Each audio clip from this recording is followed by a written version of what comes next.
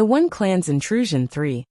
Gripping the bottom of her skirt, Bai Yi felt tied inside her heart over this reality. She's unable to let go.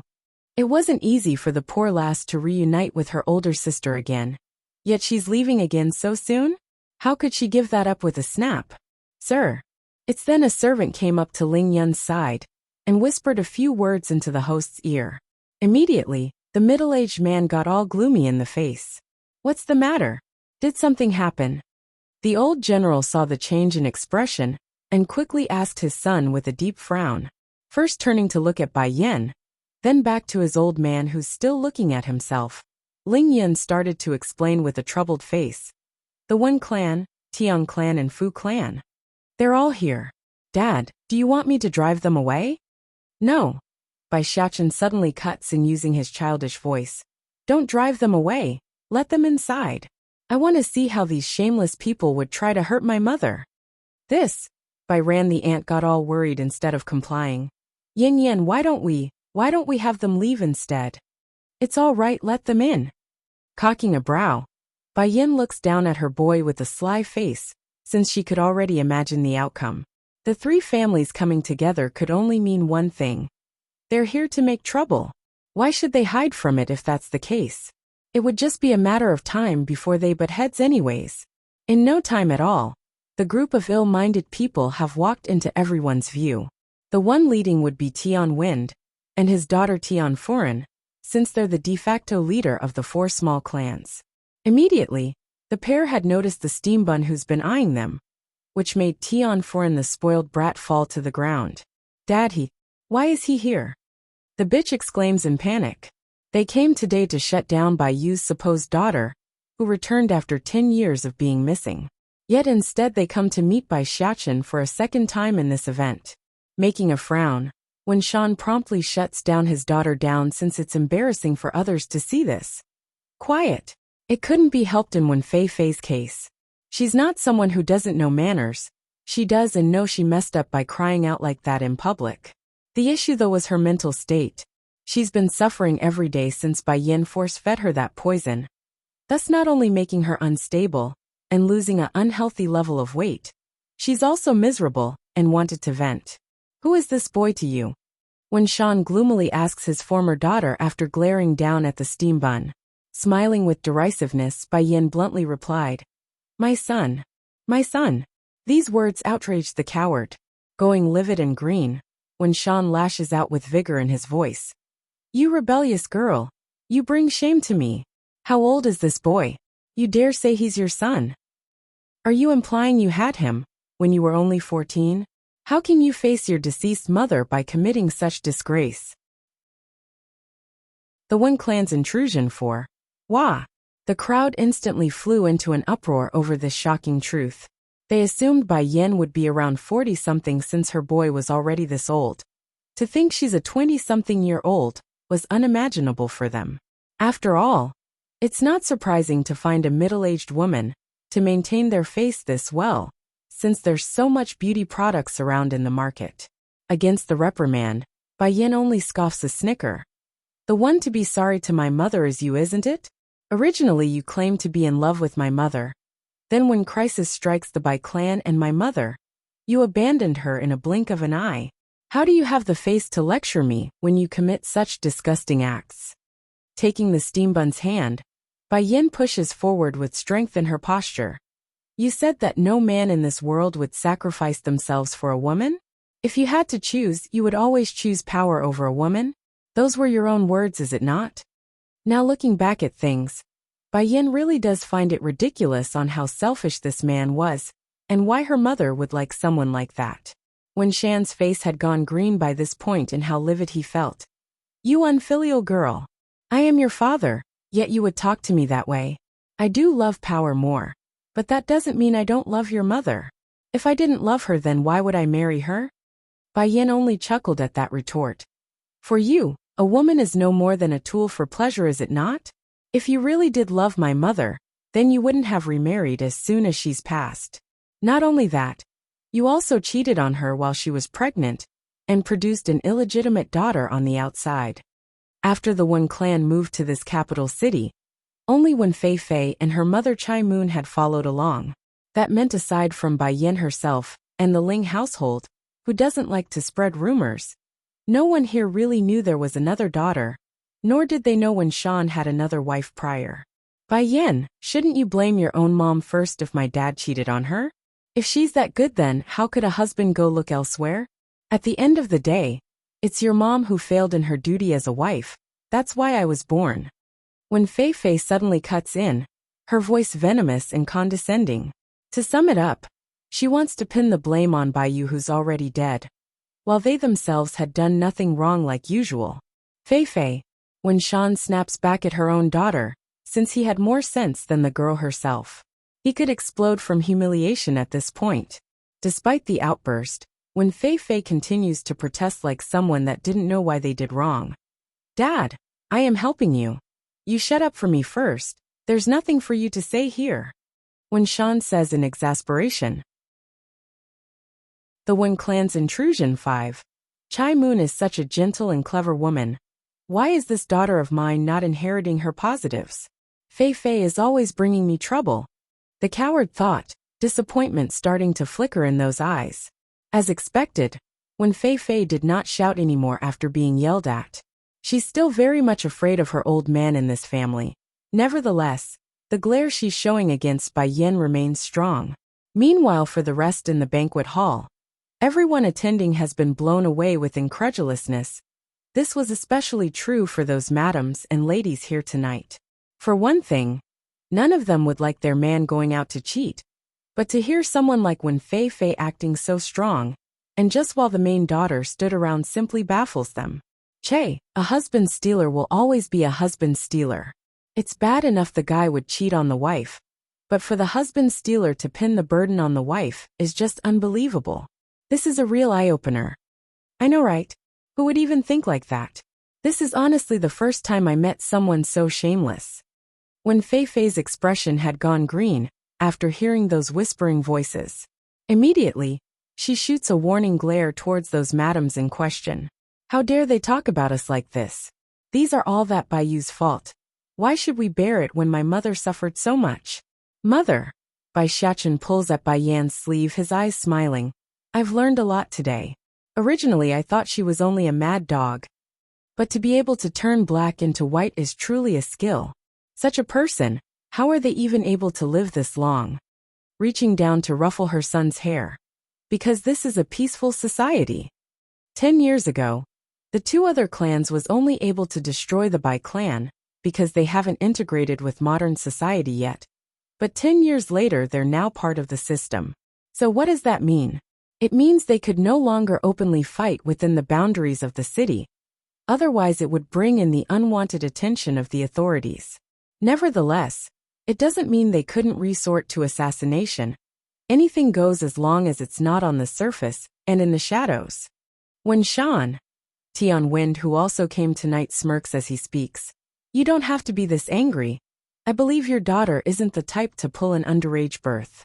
You don't know it yet, but this child is a member of the Water Clan. That brought the coward into a standstill. He of course knows the great name of the Water Clan. But for this kid to be a member of that great family, how was he supposed to take this news? Furthermore, when Fei Fei just offended the boy, no matter what happens, it won't be good. The Water Clan. Water Clan? When Fei Fei stutters this out, her face wild with horror. It must be a different Water Clan. It can't be that one, right? Tian Wind very much relished in the way these two are reacting. It helps his sullied soul after experiencing that incident in the hotel. Smiling in the face, as if there would be another Water Clan. However, I can conclude this girl isn't the boy's biological mother though. I bet she's only using him to get close to the young lord, since the boy's his son. If Bai Yin really did give birth to the future heir of the Water Clan, then why would their Tian clan be alive still? They would have been destroyed by now. From that fact alone, Tian Wind could conclude the relationship between the pair must be non-biological. Perhaps even a lie. This boy, he's not only a member of the Water Clan, but the child of the current young lord. When Shan and when Fei Fei both appeared frozen like a rock, their faces going white and green at the same time. Ridiculous thought 1. Dad. When Fei Fei finally flew into a panic, reaching to catch her father's sleeve, her eyes showed horror like never before. As the daughter of the Wen clan, how could this bitch not know the importance of the Water clan? In this country, almost every martial family or power must submit to the Water clan, lest they be crushed by their fellow peers. If I knew he was the little young lord of the Water clan, then I would never have said those things. Why did I do that? Will he order his people to kill me? What will happen? No. No. Thinking up to here, when Fei Fei's expression was bordering on the line of tears. She's ready to cry and lose her mind. Bai Ran the aunt heard this also, of course, since she's so close. Turning to stare at her niece Bai Yan. Yen, Xiachen is he really the little young master of the Water clan? Then your relationship with Xiachen? Are you two really parent and child? They had only heard of Bai Yan say by Xiachen being her son. They never heard anything about them being blood-related. Perhaps a stepson? After all, a 20-something woman having an 8-year-old son was difficult to imagine. It's not unheard of, just difficult to comprehend when it's so close to home. Bai Yan didn't directly refute the idea. Instead, she looked down at her boy and thought for the proper wording. He is indeed my son. There's no question about that. As for his father, I guess you can say he's the young lord of the Water clan. Deed Song came to Earth using a borrowed body and his own soul. Therefore, it's technically correct to say the young lord was the Steambun's father. Sure, biologically it's not. But the most important part wasn't the genetics. It's the bond they share and feeling they had for one another. Take for example adopted orphans. Would a parent consider such a child not their own after building up a bond? Of course not. Mom, why can't I understand anything what you're saying? Ling Lang rubbed his own temple with a frown. What is the Water clan? And what is the young lord? What does some other family have to do with ours? Bai Ran simply smiled bitterly before answering her own son. Ling Lang, I only found out these things while your grandmother was still alive. The specifics I can't tell you, but I can only say one thing. This Water clan, no one can afford to provoke them. No one can provoke. This warning made the flirt feel dizzy and light in the head, because this would be the first time he's ever heard his mother rate another family so highly. Who could possibly be so dangerous that they're off limits?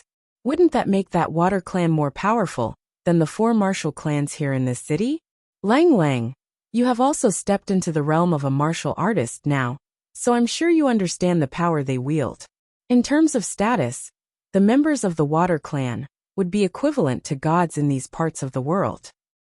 Do you understand now?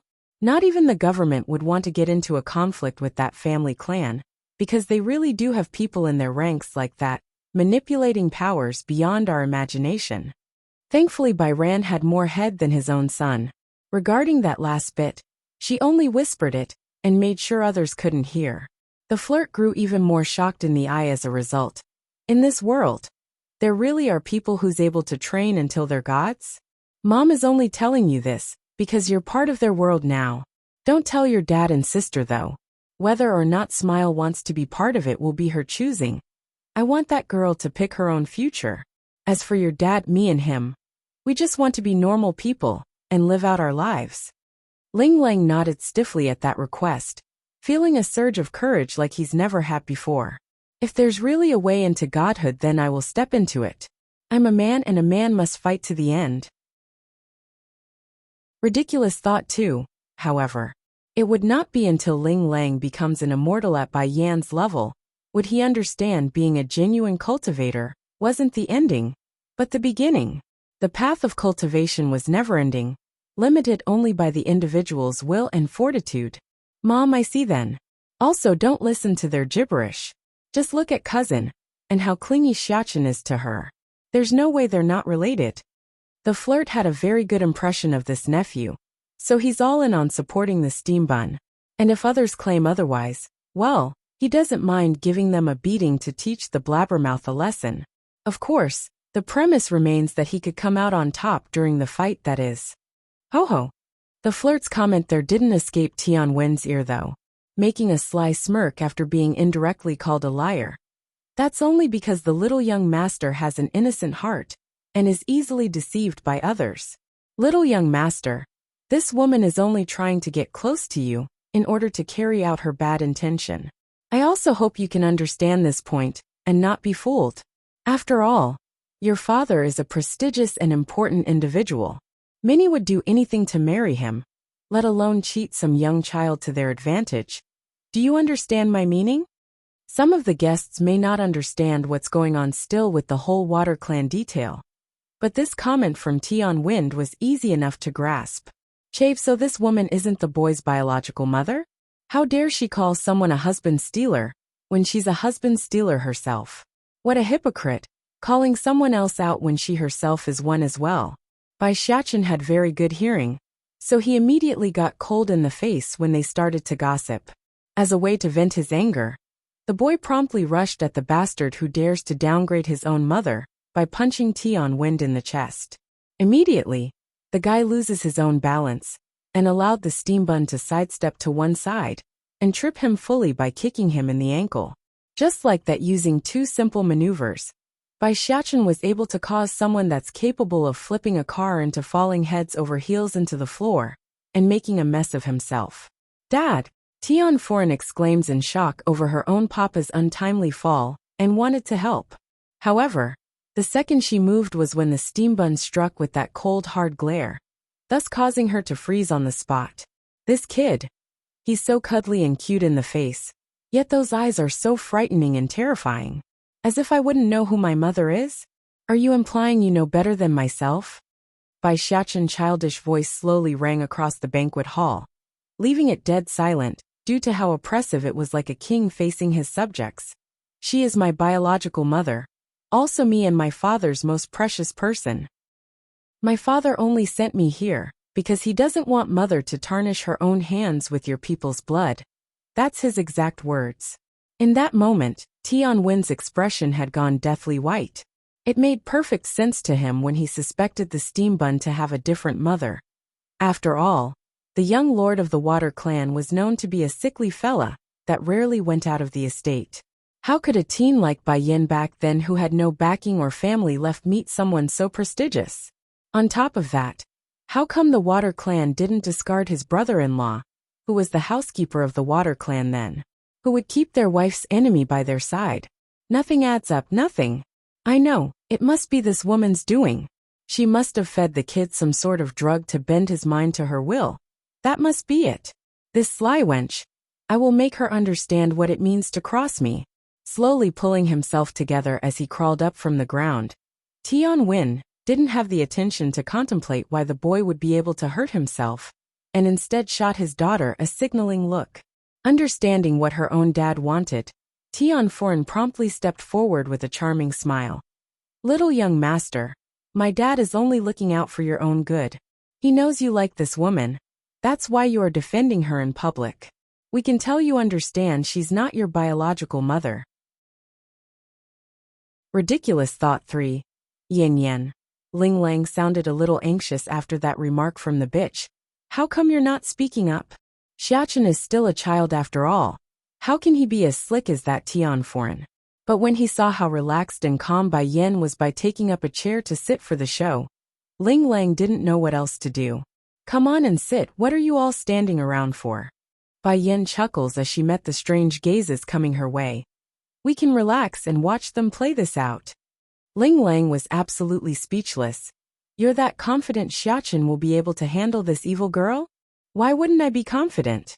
My son and husband said I can rely on them. Why shouldn't I in that case?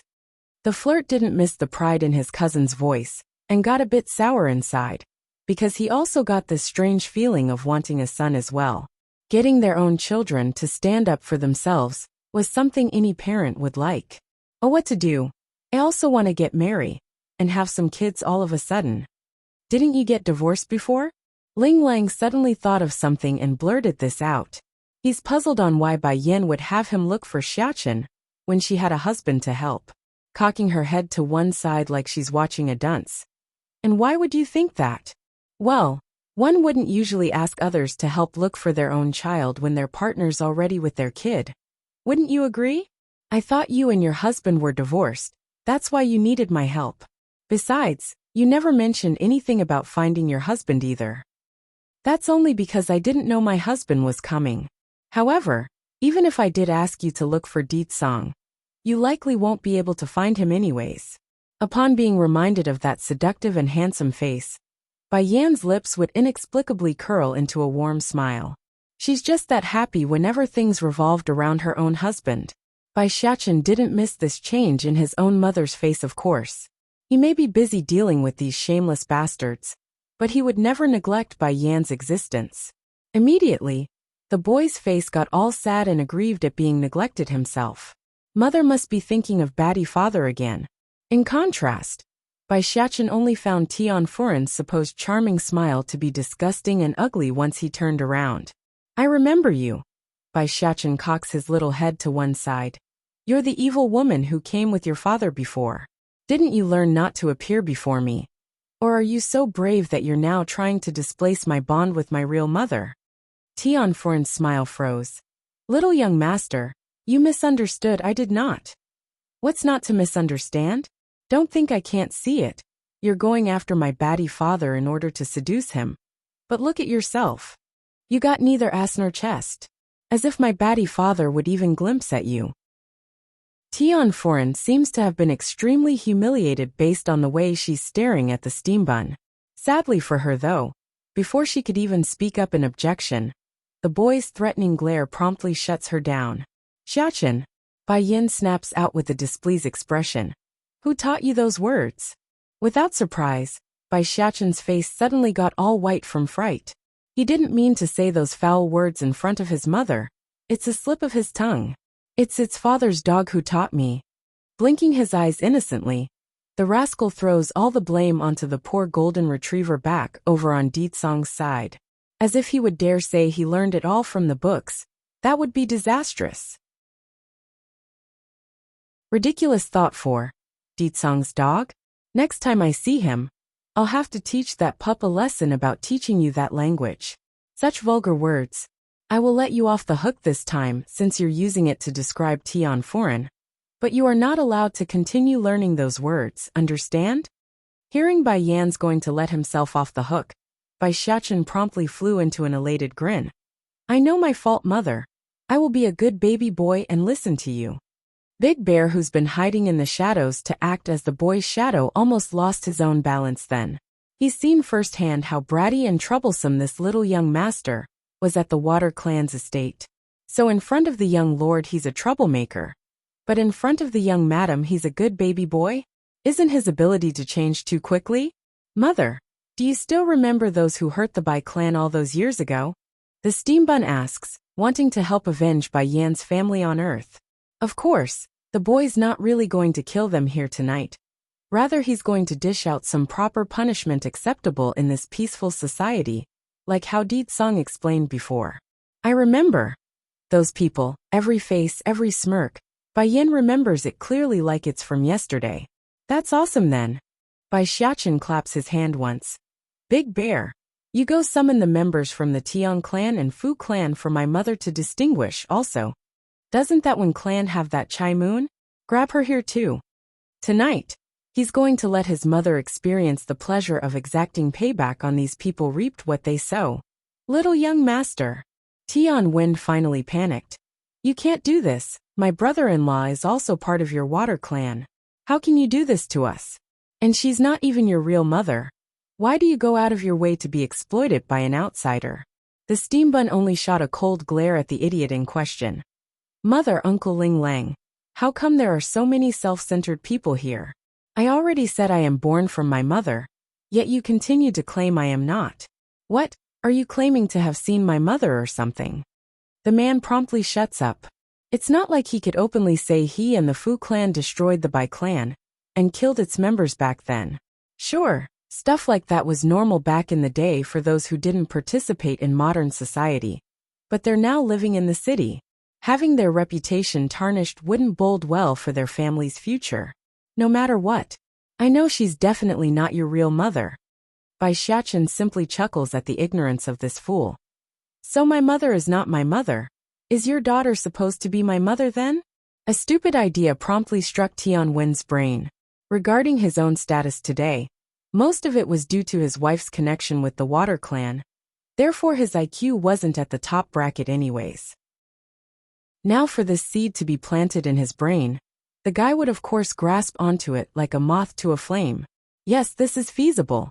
Sure, Foreign will have her reputation damaged somewhat, but who cares? The Water Clan's young lord likely only had a one-night stand with this woman anyways. Otherwise, why else would he only recently recall this child being born from the outside? He probably doesn't even remember this woman, with everything considered. Suddenly, an event from 8 years ago hit the man, reaffirming his plan to make his own daughter the future lady of the Water Clan. Didn't the young lord go missing one day and then get incredibly sick afterwards? That's how his personality go through a drastic change, isn't it? That must be it. He must have met this woman during that period and got into a one-night stand. Yes, I can use this to my advantage. If the young lord is that sick, he likely won't even recognize who he slept with. If I say Foreign is the one, then who would know? Though this plan sounded far-fetched and incredibly stupid, there's been far worse things happening in this world. For example, there's been kings who had their children swapped out in ancient times, thus effectively stealing the throne right under their noses. What does it matter if a woman claims to have slept with a king at some point despite not? As for the paternity test, Tian Wind had every confidence to make it work using his own connections. A small sum payment would be more than effective in changing the DNA report. Breathtaking Deed Song 1. Little young master. Tian Wind appears tied in his expression, but eventually grew firm in his next words. Since you found out, then I won't keep the secret from you. 8 years ago, it was indeed my daughter Foreign, who had a one-night stand with your father. She gave birth to a son, and that son is you. PFFF. This time not even Bai Yen could hold back herself, and spurted out the tea she was sipping. Taking the offered napkin from the flirt to wipe the stain, the lady immediately showed a sarcastic smirk after regaining her composure. She couldn't wait to see how these people are going to swing the story, because it's truly enlightening. Bai Xiachen, on the other hand, wasn't so amused. Rather, he's stunned beyond belief. Truly, he never thought a person could be this shameless. How can he even say that? Does he take me for a fool? You claim that the mother whom I've been with since I was born is a fake, while your daughter, who I don't even know, is my real mother? The steambun found it hilarious just saying that, let alone believe the humor in that claim. For one thing, he was born in the other world, not here on Earth, so the idea held zero ground to stand on. Yes, after giving birth to you, Foreign became too afraid and abandoned you. She did not expect you to be picked up by this woman over there. Therefore she's only your adoptive mother, and not your real one. Anyway, we've already offended this kid. What does it matter if we go all the way? At least we will have a sliver of hope if things work out. Dad! Tian Foreign popped her eyes in shock, not able to hold back the trembling in her body due to the anger flaring out. Her willingness to accept the sick medicine pot from the Water Clan was already a great concession on her part. Now her own dad was going to ruin her reputation? What would the others in the capital think? How was she supposed to continue living here in this city? All of these claims are nothing small. They're all very heavy-handed claims. First it getting pregnant before marriage, then discarding a baby? Little young master. Tian Wind ignores the way his own daughter was looking at himself, and continued with the farce. From the first time we saw you, Foreign already knew you were her child. The only reason she didn't come out and tell you was because she didn't want to scare you. However, I could no longer stand idly by knowing someone wants to use you to their advantage in order to get close to your father. If you don't believe me, then we can do a DNA test for clarification. The hospital will have the proof you need. As long as Bai Xiachen was willing to go to the hospital with him, then everything's set in stone. Making a false report would be a piece of cake. By then their Tian clan would stand at the top again with his daughter leading the helm of the Water Clan. Against that suggestion, members of the Ling family here were all beginning to go crazy. This was especially true for the old General Ling Kaiyuan, who started to frown deeply in the face. But then just as the old grandpa wanted to lash out at the shamelessness of these uninvited bastards, a light chuckle cuts in and stops him. The laughter was taunting and full of contempt, thus resonating loudly in this quiet banquet hall, who are now entirely drawn to the source of this voice, aka Bai Yan, who was sitting there holding the stomach in a laughing fit. Breathtaking Deed Song 2. Originally the stares coming Bai Yan's way before were that of captivation and astonishment over her stunning beauty, but now after that oral exchange, the guests are staring at her with near contempt for the lies. After all, in comparison to an unknown lady who came out of nowhere, these individuals from high society would much rather believe Tian Wind, since the guy held a decent reputation in public. Xiachen, come here. Bai Yan beckons her son over with a wave. Initially the steam bun was ready to explode like an angry lion, but after hearing his mother's words, that irate feeling promptly subsided and was replaced with a docile mood of a kitten. He toddled over so smoothly that it's difficult to imagine the lad getting angry at all. Tian Wen didn't miss this at all. Immediately, a surge of anger sprouted within the bastard's heart at the sight. What sort drug did this fox demoness feed the little young master? How can he be so obedient to her? The guy only intended to say that inwardly to himself only, but due to his own carelessness, Tian Wen accidentally blurted this comment aloud for all to hear. Fortunately, that way of addressing someone didn't sound derogatory for the likes of the steam bun. He only found it strange, which made him furrow that little brow in confusion. Mother, why would he say you're a fox? Bai Xiachen asks his mother. Batty father and me is clearly the fox, not you mother. Why are they calling mother a demon? It doesn't make sense. It's okay Xiachen, don't dwell on their wording. The word fox has several layers of meaning on earth, so I'll explain it to you later. Also this isn't our home so. Killing in public was too bloody for these people. Especially on Grandpa Kayuan's birthday night, which needed calm and peace instead of panic and fear. Therefore, Bai Yan didn't want to see death tonight. Otherwise it would affect the Ling family negatively for years to come. Of course, there's no way the Demon Queen would let these people off the hook. They are going to pay. Fully in fact. Just that she intends to make them pay the interest only for now, and leave the main dish for another suitable day. The female head, Fu Qingran, of the Fu clan, who also came tonight wasn't as brainless as Tian Wind though. She's always been the careful one among the four martial clans in this city, and did everything by proxy. Therefore instincts told her it's better to slip away while it's still possible. Hold it, Bai Xiachen calls out after seeing the maneuvering escapee in the back. If you dare leave then I will break your leg. Fu Qingran instantly stopped in her feet. Under the pressure of the steam bun, she felt an uneasy chill running through her spines, and knew she's done for this time. 10 years ago, I shouldn't have gone with the Tian clan to destroy the Bai clan. I didn't even get any benefits from that event, and now I'm going to throw my life away for someone else's business. I've said it. I'm here to exact revenge on behalf of my mother. Don't think for a second any of you are going to get off scot-free, especially the two of you, who are so shameless. Bai Xiachen coldly says, his eyes directing to the two from the Tian clan. Just because you are stupid doesn't mean others are. I'm not blind, nor is my father. Breathtaking Deed Song 3.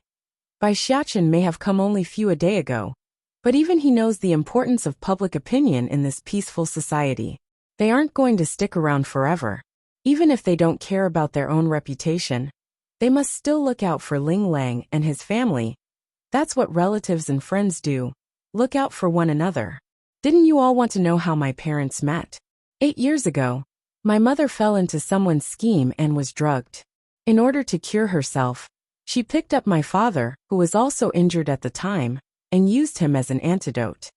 Tian Wind falters into a tremble after that bombshell of a news. That, maybe she made that up too. Bai Xiachen didn't care about the bastard's objection, because it's not even worth acknowledging. It wasn't until 5 years later by the time my mother and I encountered my father again. My mother knew who my father was. That's why she hid me from him. Unfortunately, I was eventually discovered by my father's subordinate and taken away. Father wanted to use me as a bargaining chip in order to make mother leave with him, but I was clearly the extra one in their relationship. My father would blackmail me on multiple occasions in order to help win mother over, so she would go home with him. Bai Yan didn't know for certain, But she somehow got this feeling that her son had a very high level of grievance when going over the story from the past. Yen Yen, so you. Bai Ran wiped some of the tears from the corner of the eye before reaching over to hold onto Bai Yan's hand. She's aching inside for not being there by her niece's side when something so tragic occurred without her knowledge. Bai Xiachen didn't stop though after laying all those details on everyone. Instead, he shifted his gaze towards Wen Shan, who was clearly showing a disgusted look. Some people though aren't so kind. In order to obtain power, they would sacrifice even their most intimate person. But my father is different. For my mother, he would abandon the world. Those last words only made Wen Shan snicker a sneer. As if this coward would believe in a child's claim over his own belief? If he did, then wouldn't that make him a bastard worthy of being thrown into the chopping block? Mother. Bai Xiachen ignores the sound coming from the coward and showed a blooming smile at Bai Yan. Father said I am a boy, and as a boy I must fend off anything bad at the forefront.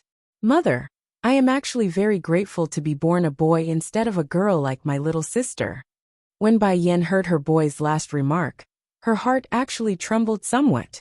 She didn't know it before, but it's clear her son had a lot of grievances due to her lack of attentiveness.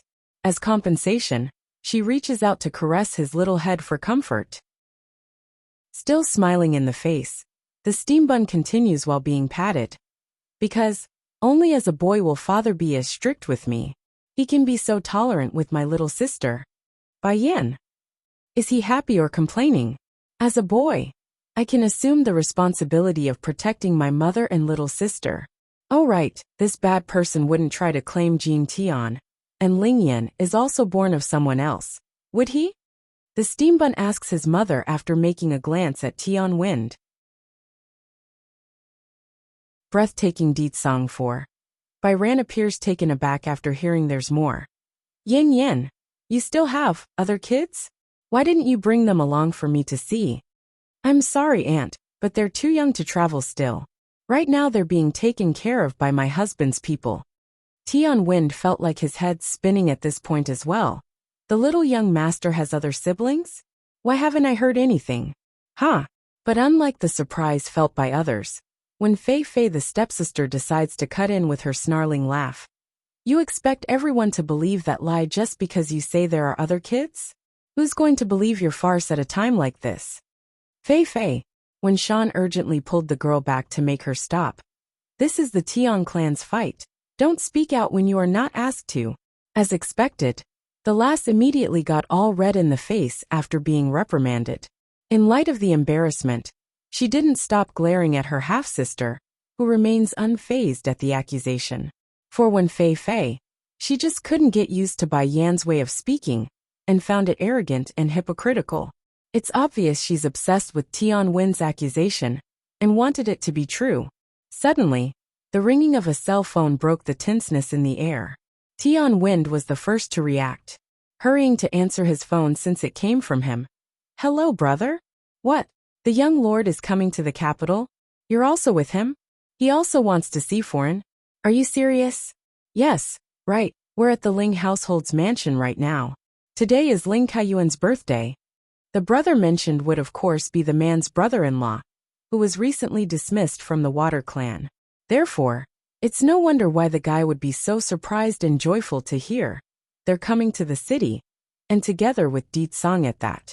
Furin, the Water Clan's young master is coming. Haha, he also wants to meet you. From what your uncle said, he's likely here to marry you. If his daughter becomes the young lord's woman, then what does it matter if there's a son? My daughter can produce plenty of children in place of this runt. When Shan took this as his signal to act as well, turning to Bai Yan to speak in his harshest voice. Yen Yen, are you still not going to admit your mistake?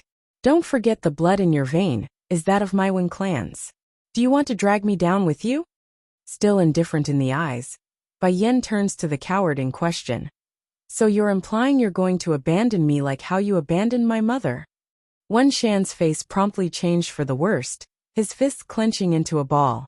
Truthfully speaking, even if Bai Yan did repeatedly went against his will, the coward would still give her a chance since she's his own daughter.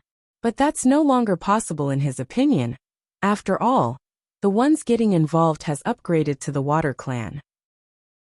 Yen Yen, as long as you admit your mistake and personally explain to this child about his biological mother being foreign, then, only then will I forgive you. Mother, is this man stupid? Bai Xiachen asks as he moved closer back to his mother's side.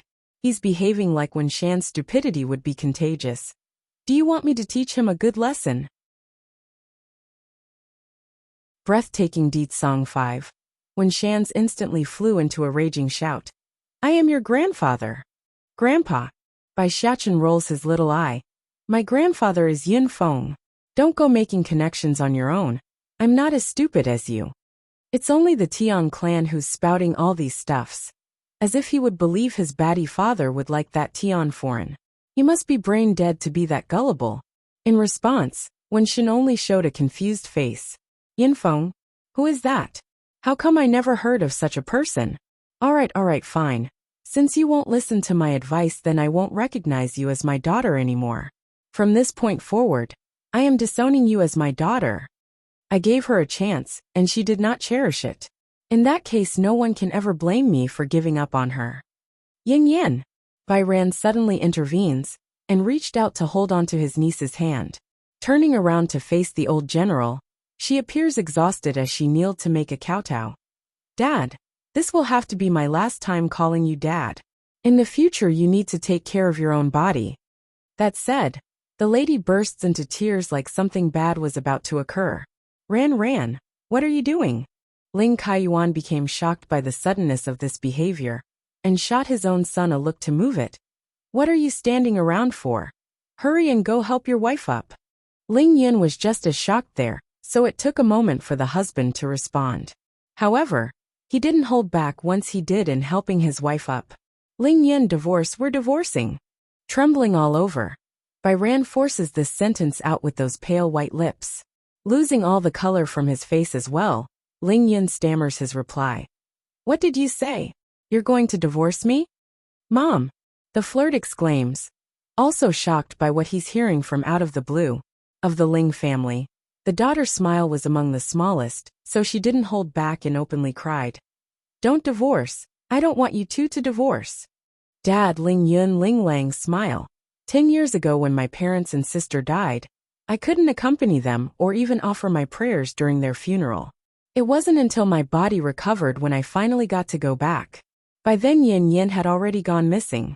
I don't know how much suffering she endured during her time away, but I can no longer turn my back on her and look the other way. Growing stern in her eyes, Bai Ran found incredible strength in what she's going to do. Now's my chance to make up for my own inability. I don't want to drag the Ling household down with me, so I ask for a divorce. Bai Ran. Ling Yun grew angry. I don't object to your wish of protecting Yan Yan, but I am not like Wen Shan who is a coward. What's more, my position is already that of a general. Even that water clan must watch themselves lest they want to declare war on the entire country. No, it's not the same. The water clan is too scary. You don't get it. They're really that terrifying. Bai Ran didn't have the same opinion and shot her husband's idea down. If there was any other way, I wouldn't. So you're determined to protect Yin Yan? Ling Yin looks down at his crying wife and asks again, using that deep strong voice while holding the woman's shoulder. Nodding with pursed lips. I wronged my parents, I wronged my sister, and I wronged the entire Bai clan for not being there during that crisis. My older sister has always been very kind to me, so I can't ignore the fact that my niece is in danger. Okay. Ling Yun's hand loosens like he's also come to a decision. Wen Shan watched on with pleasure and sneered at this humorous scene. He believes Ling Yun has decided to abandon his own wife like he did in the past, thus giving this coward a triumphant sensation. However, he thought wrong. Ran, we are husband and wife. Whatever you decide is what I will decide. I'm going to ask my dad to expel me as well if that's what you've decided. Originally still gloating in the face, Wen Shan's expression instantly took a 180 turn into a frozen popsicle. Breathtaking Deed Song 6. He's planning to die with his wife? Why? Does he not care about his own life? Outrageous. Ling Kaiyuan's angry old face had turned green now as he slammed the table, One of you is demanding a divorce, and the other is saying he's going to leave? Do you two still have me in your eyes? Neither of you are allowed to go. Yin Yin too, you're staying as well. If Bai Yin says she's not shocked by the strong aura coming off of the old grandpa, then she's lying. As a child, Wen Shan did not like it when they visited the secular world. Therefore she rarely got to meet her relatives in this city. For that fact, Bai Yin didn't have much of an impression regarding this aunt and her family. However, Bai Rant's decision to stand with her to the bitter end has moved the Demon Queen. Truly, it did, they all did. Sister Bai Yan. Bai Yi also pulls on Bai Yan's sleeve. I don't want to go either. I want to be with you. I am not afraid of anything. As long as you are there, then I have no fear. Grandpa Ling Yen, why are you like this when Shan too? Bai Xiaochen's childish voice breaks the heavy mood. Why are you all believing what he says? My father will only love my mother in this life. If you don't believe it, then you can ask my father yourself. It's exactly then. A powerful aura swept over from the pitch-black darkness of the night, catching everyone's attention despite not being able to verify who has arrived. Bai Yin was the first to locate its source. In that moment, a beautiful and handsome face reflected into her eyes. Though the man's appearance has changed, but the Demon Queen would never mistake her husband's iconic air. Di Tsong's very existence exuded the dominance of a king, an arrogant king, but also powerful to the point it's suffocating. It's he who has arrived at the banquet hall's entrance, and it's he who drew the focus of all. Tian Foran was no different, of course, in this regard. Like all the females in this hall, she's currently eyeing the man with love-shot eyes. So this is the Water Clan's young lord? He looks so handsome. He's nothing like the medicine pot portrayed by those rumors. Involuntarily walking forward a few steps, the ignorant lass nervously places her hands on the chest like a maiden who just experienced the first spring. Di Tsong didn't care about the unimportant like he always does in this case. He only wants to get to his wife, who was clearly nearby. However, what the Demon King didn't realize was that his dismissal of others had directly brought himself before Tian Foran, who stepped in front of him. To make matters even weirder, Di Tsong didn't come alone. He also brought the Water Clan's former housekeeper Yu Ran along. Without saying anything, the Demon King pushes his peasant of a servant forward and steps on his ankle, thus causing the poor guy to kneel before everyone. Tian Foran didn't get this, of course, on why there's third person between herself and the man of her dream. But the lass didn't have time to think, though, for that charming smile was all that she cared for. OMG, how can anyone be this handsome? I'm going to die. I'm going to die. My heart. My heart. He's smiling at me. Lo, Lord. Tian Foran finally pulls her fanciful heart together. My uncle already told me why you are here. I'm willing to marry you. I don't mind your health being poor. Bang. Unfortunately for the love-struck girl, her words never got to finish in that moment. Why? Because the man in front suddenly kicked her across the chest and sent the girl flying into the dining table, where all the food was placed. Naturally, the utensils and dishes came crashing down. But the hardest hit would be the pride of the one called Tian Foran. What just happened? Why did he kick me? You're blocking my way, eyesore. Di Tsong's anger won. The man's wording was cold, ruthless, and bone-chilling like the devil itself. As a result of this, the temperature in the room promptly fell a few notches down, and causes everyone to shiver out of instinct. This would be especially true for Tian Foran, who had curled into a ball after being knocked away, her eyes staring nervously at her own uncle. Unfortunately for the lass, though, Yu Ran, the former housekeeper, could hardly worry about his own niece right now. He just suffered a stomp on his ankle and wanted to howl in pain. However, he would never dare lose himself before Di Tsong. That would be suicidal. Di Tsong ignored the deafening silence which he caused, only quickly coming before the seated woman, that was his wife, who made him dream of this moment for years. Yin Yen, his voice low and hoarse, full of magnetic attraction. I miss you so much. That's all Bai Yin needed to hear in order to make her body melt into a soft, mellowing mush of softness. Without thought, the lady gradually places her hand and leans in on that chest. He misses me, but does he think I don't miss him? Fortunately, he came to see me, Batty father, you're finally here. Bai Xiachen smiles brightly as he tugged at Di Tsong's sleeve. Only noticing there's another small steam bun around, the man says the most damning thing. Oh, you're also here? Bai Xiachen. Does Batty father only realize I'm here now? How insignificant am I? Am I your own child? Or did you pick me up from the streets? The boy protests with incomparable grievance in his voice. Batty father clearly knows I'm the one who found mother, yet he can ignore me so thoroughly. It must be because I'm picked off from the streets. I do hope you were picked up from the street. That way you won't be able to compete with me for your mother's attention. Bai Xiachen became speechless, his eyes staring incredulously at his old man. Despite the silence, everyone and anyone would be able to feel the grievance in the child's heart. They almost wanted to cry for him, since it's so heartbreaking. This son, is he really biological? Which father out there would worry about their own child, competing with himself for the wife's attention? Batty father.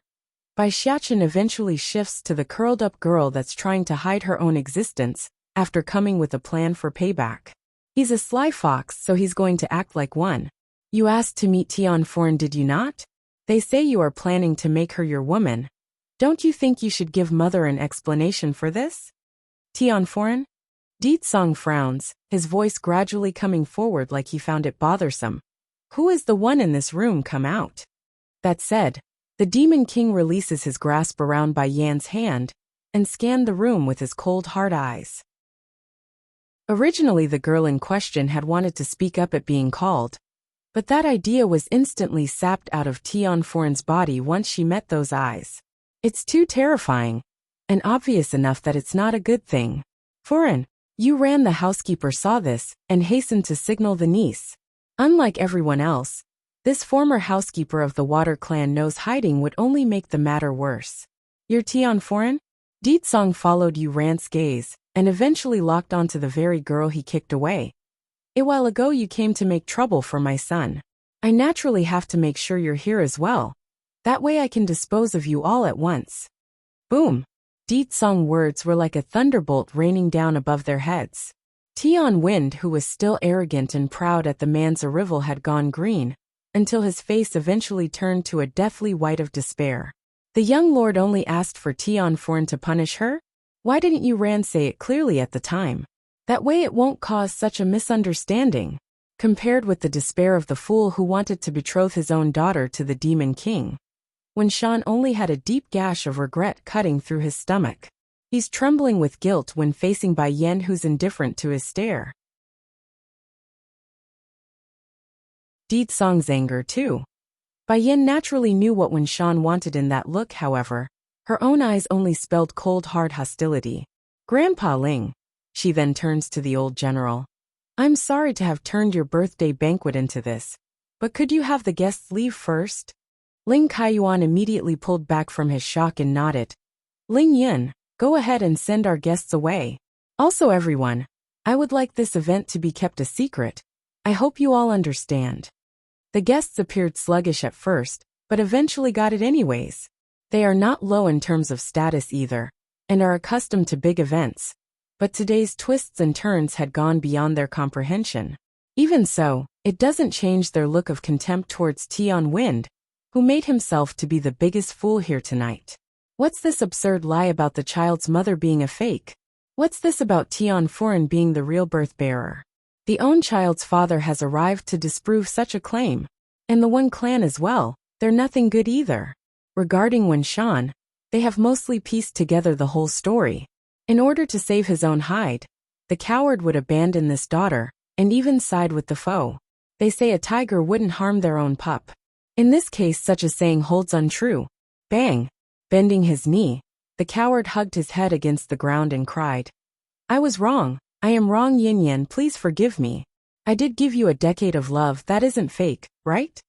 Still unmoved in her seat with that smirk. You weren't saying that when you gave up on my mother and me. Why should I save you?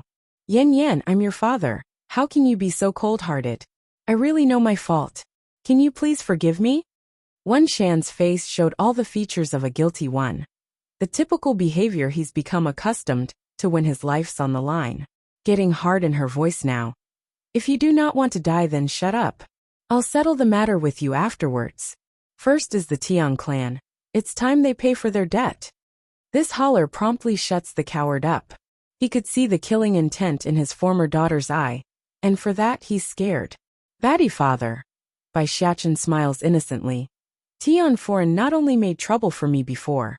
Her old man also said mother is not the one who gave birth to me, and insisted I'm wrong for not believing them. These people are so funny. As if I wouldn't know who gave birth to me? They must be quite slow in the head or something. Without surprise, Di Tsong's eyes narrowed in at this news like a predator finding its prey. He's not concerned about them bullying his child. Rather, he's mad that they would insult his wife. I didn't make trouble for the little young master. I only went to seek an audience that day. Tian Foreign crawls backward in a panic after blurting this out. Because the last time you grossed me out, that's how you made trouble for me. The steambun shrugs, not caring in the least about the excuse. Did you really not connect the dots when my father removed your uncle from his post right after the event that day? And now you still have the nerve to come make trouble for my mother? Di Tsong's anger 3. That matter can be kept to another time. Di Tsong slowly comes before Tian Wind, who was now cowering in fear. First, I want to know, when did my wife become an imposter for my own child? How come I didn't know this? Lord, you lost your memory 8 years ago, that's why. The bastard gulped, his throat itching from a dryness he couldn't describe. Maybe this is my last hope. If I can swing this detail to my own advantage, then I can still push Foreign to this man's side. Unfortunately for this bastard though, Tian Wen never got to finish his next words, when an amused laugh cuts him off. Apparently my coming has been late. That's why you're so daring. Yen Yen is my heart, the lifeblood of my existence. How dare you have others impersonate her? Swoosh. The mighty aura unique to the demon body promptly explodes out of the man's body, causing those in the banquet hall to shiver in appalling fear. For Tian Wind, who's the main recipient of this force, he's suffering the most, of course. It's like a mountain was pressing down against his body, causing the guy to collapse onto the ground and curl up into a fetal position, his face distorting from pain. Years ago, you used the name of the Water Clan to move against the Bai Clan and killed my mother-in-law. For the pain you've caused to my wife, I today will let you experience a pain worse than death. Tian Wind continued to cry out in agony, oblivious to the judgment given to his own head. It's just too painful. Not only does the bastard feel like he's being stabbed by multiple swords at once, the guy also felt the strength gradually leaving his body through the dantian. Gosh, the pain subsided in that instant where his internal core shattered. But the price was his strength leaving him for good. Tian Wind understood. He's no different from a cripple without his internal core as a martial artist. But that's not a problem. In this modern age of Earth, a commoner could still live a prosperous life. And for that, he's thankful and felt lucky in this. Unfortunately for this bastard though, Di Tsong clearly had other plans in mind, because the Demon King suddenly stomped down at his chest and made him spew even more blood from the mouth. This man, he doesn't intend to let me go just because I've lost my strength. Dad, Tian Foreign cries out in a panic, rushing over to help her father up with tears flowing out. Dad, are you all right? But before the guy could answer, Di Tsong's next maneuver completely cuts him out. This time the attack wasn't a simple stomp anymore. Rather, it's a direct palm strike from the Demon King at Tian Wen's chest. For that hit, a visible dent could be seen across the guy's chest like it just collapsed. It's clear as day to everyone that he's going to suffer miserably even if he survives. The lass fell into a shell-shocked state at her father's horrific condition. Cusping her mouth, no sound could come forward as she wept, only tears slowly streaking down the corner of those eyes, until she eventually turned around. Lord, please let my father go. As long as you spare him, I am willing to service you for the rest of my life. Please. In light of this heartfelt plea, Di Tsong didn't care. Raising his hand again, Tian Foreign's whole figure promptly flew up into the air before crashing down like a rock. The lass could feel her bones making a cracking sound, bordering on the line of shattering if more force was used. It's not that Tian Foreign was overestimating her own beauty in this case, by using her own body as leverage. Instead, she's always gotten her way when she teared up before the other sex over the years. It's technically her killer move to win men over, which was her last hope tonight. Wen Fei Fei was scared silly by this point, as well after witnessing what has befallen the two from the Tian clan. She may be the stepsister of Bai Yan, but there's no delusion in this girl about getting mercy from such a heartless and cold demon, like that young lord from the Water clan.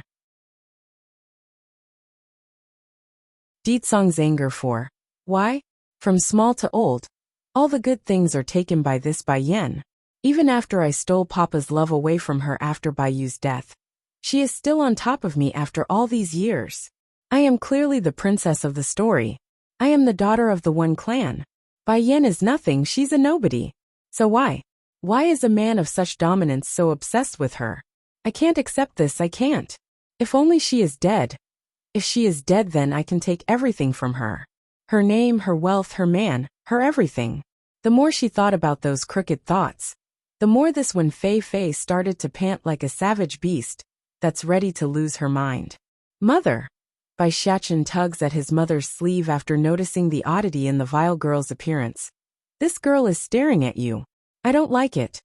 Bai Yin only grinned at her son's remark, because she could already guess what the other female was thinking. Leave her alone. She won't be able to escape her fate anyways. Naturally, she wouldn't forget this Wen Fei Fei who stole Dan pills off of Bai Yi. The wealth she left behind was for her foster sister, not this nobody who dares to touch her property. Meanwhile, at the same time, when Shan has become speechless by this stage, his eyes popping out in horror at Ditsong. It's obvious to everyone that the coward takes this man as a messenger from hell, a reaper coming for his own life. Baddie father, how are you going to deal with them? Kill them or? Bai Xiachen asks using his usual innocent voice, but every word was a nerve-wracking sentence of death for those involved. Other members of the Water clan will be coming soon. We will take them all over there for their punishment. I've prepared plenty of torturing devices for them already. Oh, the steambun was clearly interested in those supposed devices, got all shiny in the eye. Ignoring his son's misbehaving tone, Ditsong gives the Tian clan and Fu clan a glance before turning back to his wife. Yin Yen, you don't need to get involved with these loose ends. I will deal with them properly. I don't want your hand to be stained with their filthy blood. Okay, if that's what you want. Bai Yen accepts the proposal and closes her eyes like she's thinking back to the past. Nothing I do now will bring Mama back. Likely able to sense the inner pain swirling out from his wife's demeanor, Ditsong hurriedly shifted the topic away. Why don't you introduce me to these people around you? I still don't know who they are yet. Coming back from memory lane. Oh right, this is my Aunt Bai Ran. She's my mother's younger sister. Her son, the flirty-looking one, is my cousin. His name is Ling Lang. The younger girl is Smile. She's the youngest of the Ling family. My uncle Ling Yunover, his dad Ling Kaiyuan, and a general of this country. Sister Bai Yen. Bai Yi suddenly reaches over to tugs at her older sister's sleeve, her face all pitiful and full of grievance. Did Sister Bai Yen forget about me? Oh yes, and my younger sister Bai Yi. She's my mother's apprentice and my chosen heir here. I intend to pass everything to her. The Ling family doesn't intend to get involved with the martial world, so it's pointless to consider Bai Ran. Forcing the issue would only harm this family. After all, the old general represented the government. The line mustn't be mixed. Since she is the heir of your choice, then let her inherit the Water clan too. From now on, the Water clan will be changed to the Bai clan in name, and she will act as its leader. I believe in your vision, Yin Yen. I'm sure your sister will do well. That said, Ditsong immediately revealed a blinding smile like a good dog wagging its tail. In light of how light in tone that speech was, its content was a bombshell for those in the hall. This would be especially true for Wen Shan the coward, who gawked at the great demon king like he's watching a fool. This man, he's going to hand over such power and wealth like it's nothing? Is he an idiot? Husband. Chai Moon grew flustered and interjects after sensing things are not right. Fei Fei is a little spoiled at times. But you know her personality better than anyone. There's no way she would take other people's property. How can you doubt your own daughter? If was in the past, when Shan would be convinced of Chai Moon's persuasion and wouldn't doubt it. But now, because of Di Tsong's presence, he just couldn't believe his wife's claim anymore. How could he? The Water Clan could easily destroy their Wen clan without any effort. Why should they bother to lie? Fei Fei, I'm going to ask you one last time. Did you lie to me? When Shan clenches his fist as he shouted this question out, thus causing the targeted girl to openly cry. Husband! Chai Moon shot up from the floor in astonishment, unable to comprehend why her gullible husband wouldn't believe herself, when he usually does. Wen Shan's mental breakdown too. What the hell is going on here? Who was the man who brought me here just now? Chai Moon slowly scans the surrounding until her eyes eventually landed on Bai Yan's figure. Stunned for a second by who it was, she immediately shifted back to her own husband using that gentle tone she's so accustomed to. Husband, I don't know what others told you while I wasn't around, but please believe in me. I've followed you through thick and thin. There's no way we will do anything behind your back. You know me. I would never touch your previous wife's inheritance. Perhaps the gentle voice did do the trick, because when Shan's mind began to sway again, it's plausible for him to suspect Wen Fei Fei, but there's no way he could do towards Chai Moon. After all, the woman's been with him for years and did everything out for his sake. He knows her supposedly anyways. Yen Yen. Di Tsong saw the wavering sign, and decides it's time he opened up the first act of tonight's show. I will have someone from the Water Clan take the members of the Tian Clan and Fu Clan away for their punishment. But first I want you to see a good show, okay? Bai Yan didn't get a chance drop a word in this case, though for a loud burst of curses came sweeping over in the next. Chai Moon, you heartless scoundrel. I not only raised you in vain, I also made the worst mistake of my life for helping you arrange such a marriage. Now that you're living a good life, you're just going to toss me aside and not give a care. Coming in from the dark night was a bearded old man who was scrawny and dirty-looking, his eyes flaring with anger. When Shan was the first to recognize this individual, and became shocked by the poor state of this old man. You are my family's former housekeeper. Why are you here and like this? How come you are in such bad shape? Sir, the old housekeeper got on the knee and began weeping before the coward. I'm sorry, sir, it's all my fault.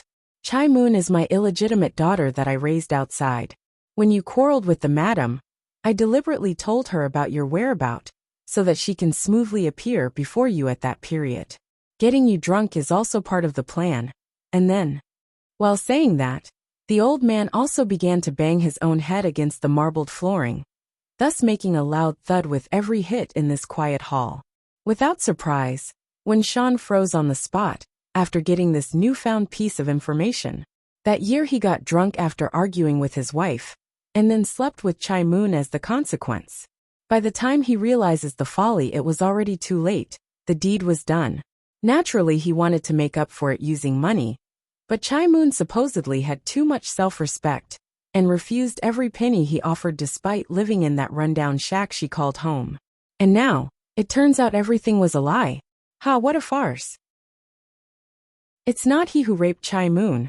Rather it's the woman herself who raped him. What irony. Covering his own eyes with the palm of his hand, when Shan couldn't hold back his emotions anymore, and began to laugh and cry at the same time. Mom! When Fei Fei rushed towards his mom's side and began shaking her body.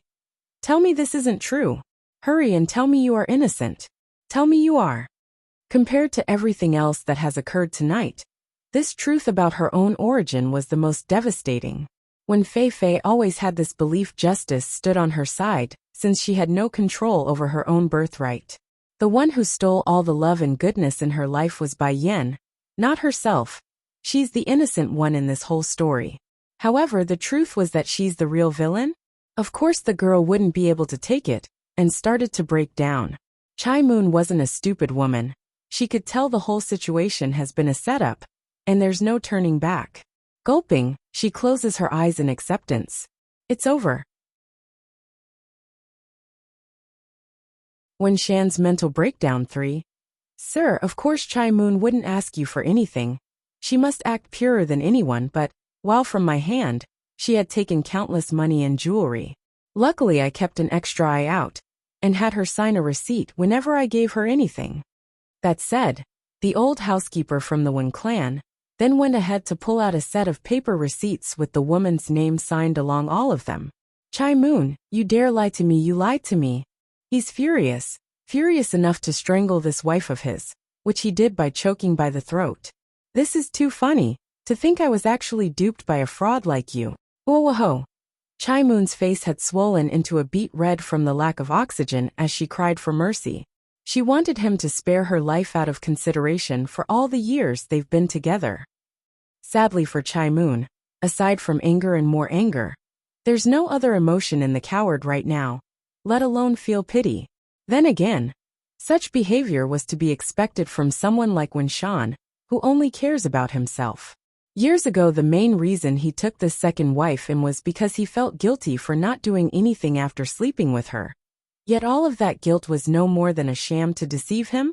Of course he wouldn't give mercy. He pretty much never loved Chai Moon to begin with. When Fei Fei saw what's happening with her parents there, how could she not?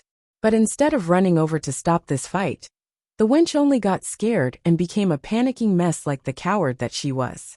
The girl only wanted to flee right now and get the heck out of this place where it's dangerous. Not once did she ever thought about running over to save her own mother. At least for Tian Foren, who was placed in the same situation earlier. She pounced in without hesitation to protect her own father, as the first reaction. From that aspect alone, the daughter of the Tian clan was far better in terms of character than this Wen Fei Fei. Bang! Wen Shan finally lets go of his choking hold after releasing some of his anger, but not before slamming his wife to the ground. And as if that wasn't enough, he followed it up with a cruel stomp at the stomach area where the ribs are, and made an audible cracking sound. Something definitely broke in there. Because of you, Yin Yin and I now have this deep misunderstanding between us. If it wasn't for you, our bond would never have come to this point today. This is all you're doing. The way this coward said it, it's as if the relationship between he and Bai Yin wouldn't have changed and remained harmonious. Sadly for him though, that idea couldn't be further from the truth. On that day where he abandoned his daughter's mother, his own wife, this coward would never be able to bend that bond. In fact, he's not even worthy of being a parent based upon his actions thus far. Yin Yin. Deetsong figured it's about time after getting this far into the show. How did I do? Do you like the show I prepared? If you do, then I would like to get some sort of reward tonight when we get home. How about it? Bai Yin promptly shot a look at her playful husband to behave. So you brought them all here? Of course, it would be far too easy to let them die, just like that without any interest. They made you suffer for all those years. The grievance you endured cannot be settled by merely taking their life. I will make them fall to the lowest depths before ending their lives. You are my wife. No one is entitled to make you suffer. Bai Yin simply smiled without objection. Indeed, these people must pay for what they've done and suffer for it. Even without Deetsong exposing Chai Moon tonight, she herself would have done so in another way. Though the plan was a bit long-winded and indirect, it did hit the right chords with the right people. Aside from Bai Yin, there's still her aunt Bai Ran, who held a deep grudge towards those involved tonight. For this younger sister of Bai Yu who died back then, Bai Ran couldn't help but feel a burst of joy at seeing Wen Shan crying out his heart in tears. Sis, do you see this? The one who turned his back on you is now paying the price. And those who destroyed the Bai clan is also going to die. You can rest in peace now. Perverted Dog 1. Chai Moon's despair had made her give up on trying to struggle by this point, only collapsing there on the floor to allow Wen Shan's kicking and punching to come down in full force. She's both crying and laughing, crying for her own folly in marrying this man. The laughing for losing to a dead person who's no longer of this world. Haha. I actually lost to someone who's already dead. I actually lost to a dead woman. Ha ha ha. Fei Fei. I want to hear the truth. Did you take the Dan pills from the stuff taken from Bai Yi? The coward asks again, his fist making a crunching sound due to the anger swelling up from within. Towards the question, when Fei Fei didn't utter a single word, only crawling backwards against a wall like she's afraid of him. Pa! For that answer, Wen Shen didn't hold back and slapped down hard with his hand. Because of the force used in that hit, blood and teeth came flying out of the girl's mouth. That's how hard he hit her. Then suddenly, right as the clock struck 12 to signal the time of midnight, Wen Fei's shivering body felt a jolt of pain coursing through those veins, turning her into a shaking mess. In no time at all, that entire back had become drenched in sweat. It hurts, it hurts. Save me, Dad, save me. Out of instinct, Wen Fei cried out for the coward to help her despite being just hit in the face from that very same man. But as if there would be any help tonight? She might as well pray to the gods than to ask for her old man to help. I said it before. If you want to remove this pain that will only get worse and more frequent with time, is to abolish your own power. If you don't, it will only continue forever. Bai Yin coldly comes before her so-called stepsister and states this, feeling so emotion about Wen Fei's condition. Against this comment, the wench's heart only got more desperate. There's no way she could endure losing all that she's built up. There's just no way she could accept that fact. No, I don't want to be a cripple, I don't want to. Looking up with madness-filled eyes, Wen Fei glares at Bai Yin like a crazed beast. Bai Yin, I hate you, I hate everything about you. I am clearly Wen Shan's daughter too. Yet why do you get everything in life while I can only watch on from the shadows? Now I finally got to enter the Wen clan, to get Papa's attention. Yet why do you have to reappear again? You want to turn me into a cripple? I refuse, I won't let you get your wish. Despite all that pain, Wen Fei nevertheless manages to yell this out through clenched teeth. This only made her appear more ferocious, demonic, even like a devil from hell. Chai Moon saw this in her daughter, and never thought this was the sort of cure for that poison. Slowly climbing up from the ground, this woman who did so many wrong in life sloppily came before Wen Fei's shaking figure, and painfully closed those eyes. Perverted dog too. Bai Yin just said. Fei can only be saved by abolishing her strength? Fei. Chai Moon takes in a deep breath before opening her eyes again like she's finally come to a hard decision, stumbling closer and closer to the wench who's still suffering. Why didn't you tell me this? Biting her lip, the girl finally came clean. I don't want to be a cripple. It's not easy for me to reach this stage in life. Why should I become a useless normal? I don't want that. If I become a useless normal, then not only will the Wen clan not want me, I won't even be able to survive in this city anymore. She's already thought things through. Bai Yin may not like herself much, but she won't kill her either. As long as she endures, then status and power would be within her grasp still. Chai Moon's figure visibly trembled at the stubborn and vicious nature of her own daughter. She never thought this would be the daughter she herself raised despite all the bad qualities. Reaching out with her hand to caress that sweating forehead. Fei, don't blame mother here. I'm only doing this for your sake. You are my daughter. I can't afford to lose you. She doesn't have much affection for Wen Shan anymore. The only thing this mother wanted was to keep her daughter safe and live a decent life. What are you trying to do? Mom.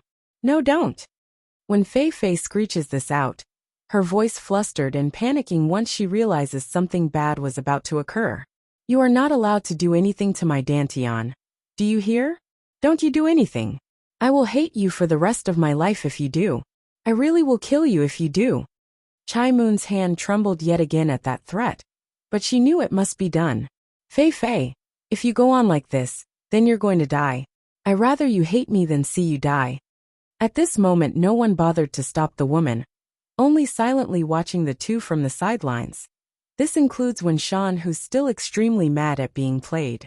Swoosh. Flowing in like a line, Chai Moon's energy enters into her daughter's body and causes a look of horror in Wen Fei's eye. Her iris had dilated inward like someone seeing a monster. I've been deposed. And the one who did it is my own mother? Why? Why did she cut off my way of life? No.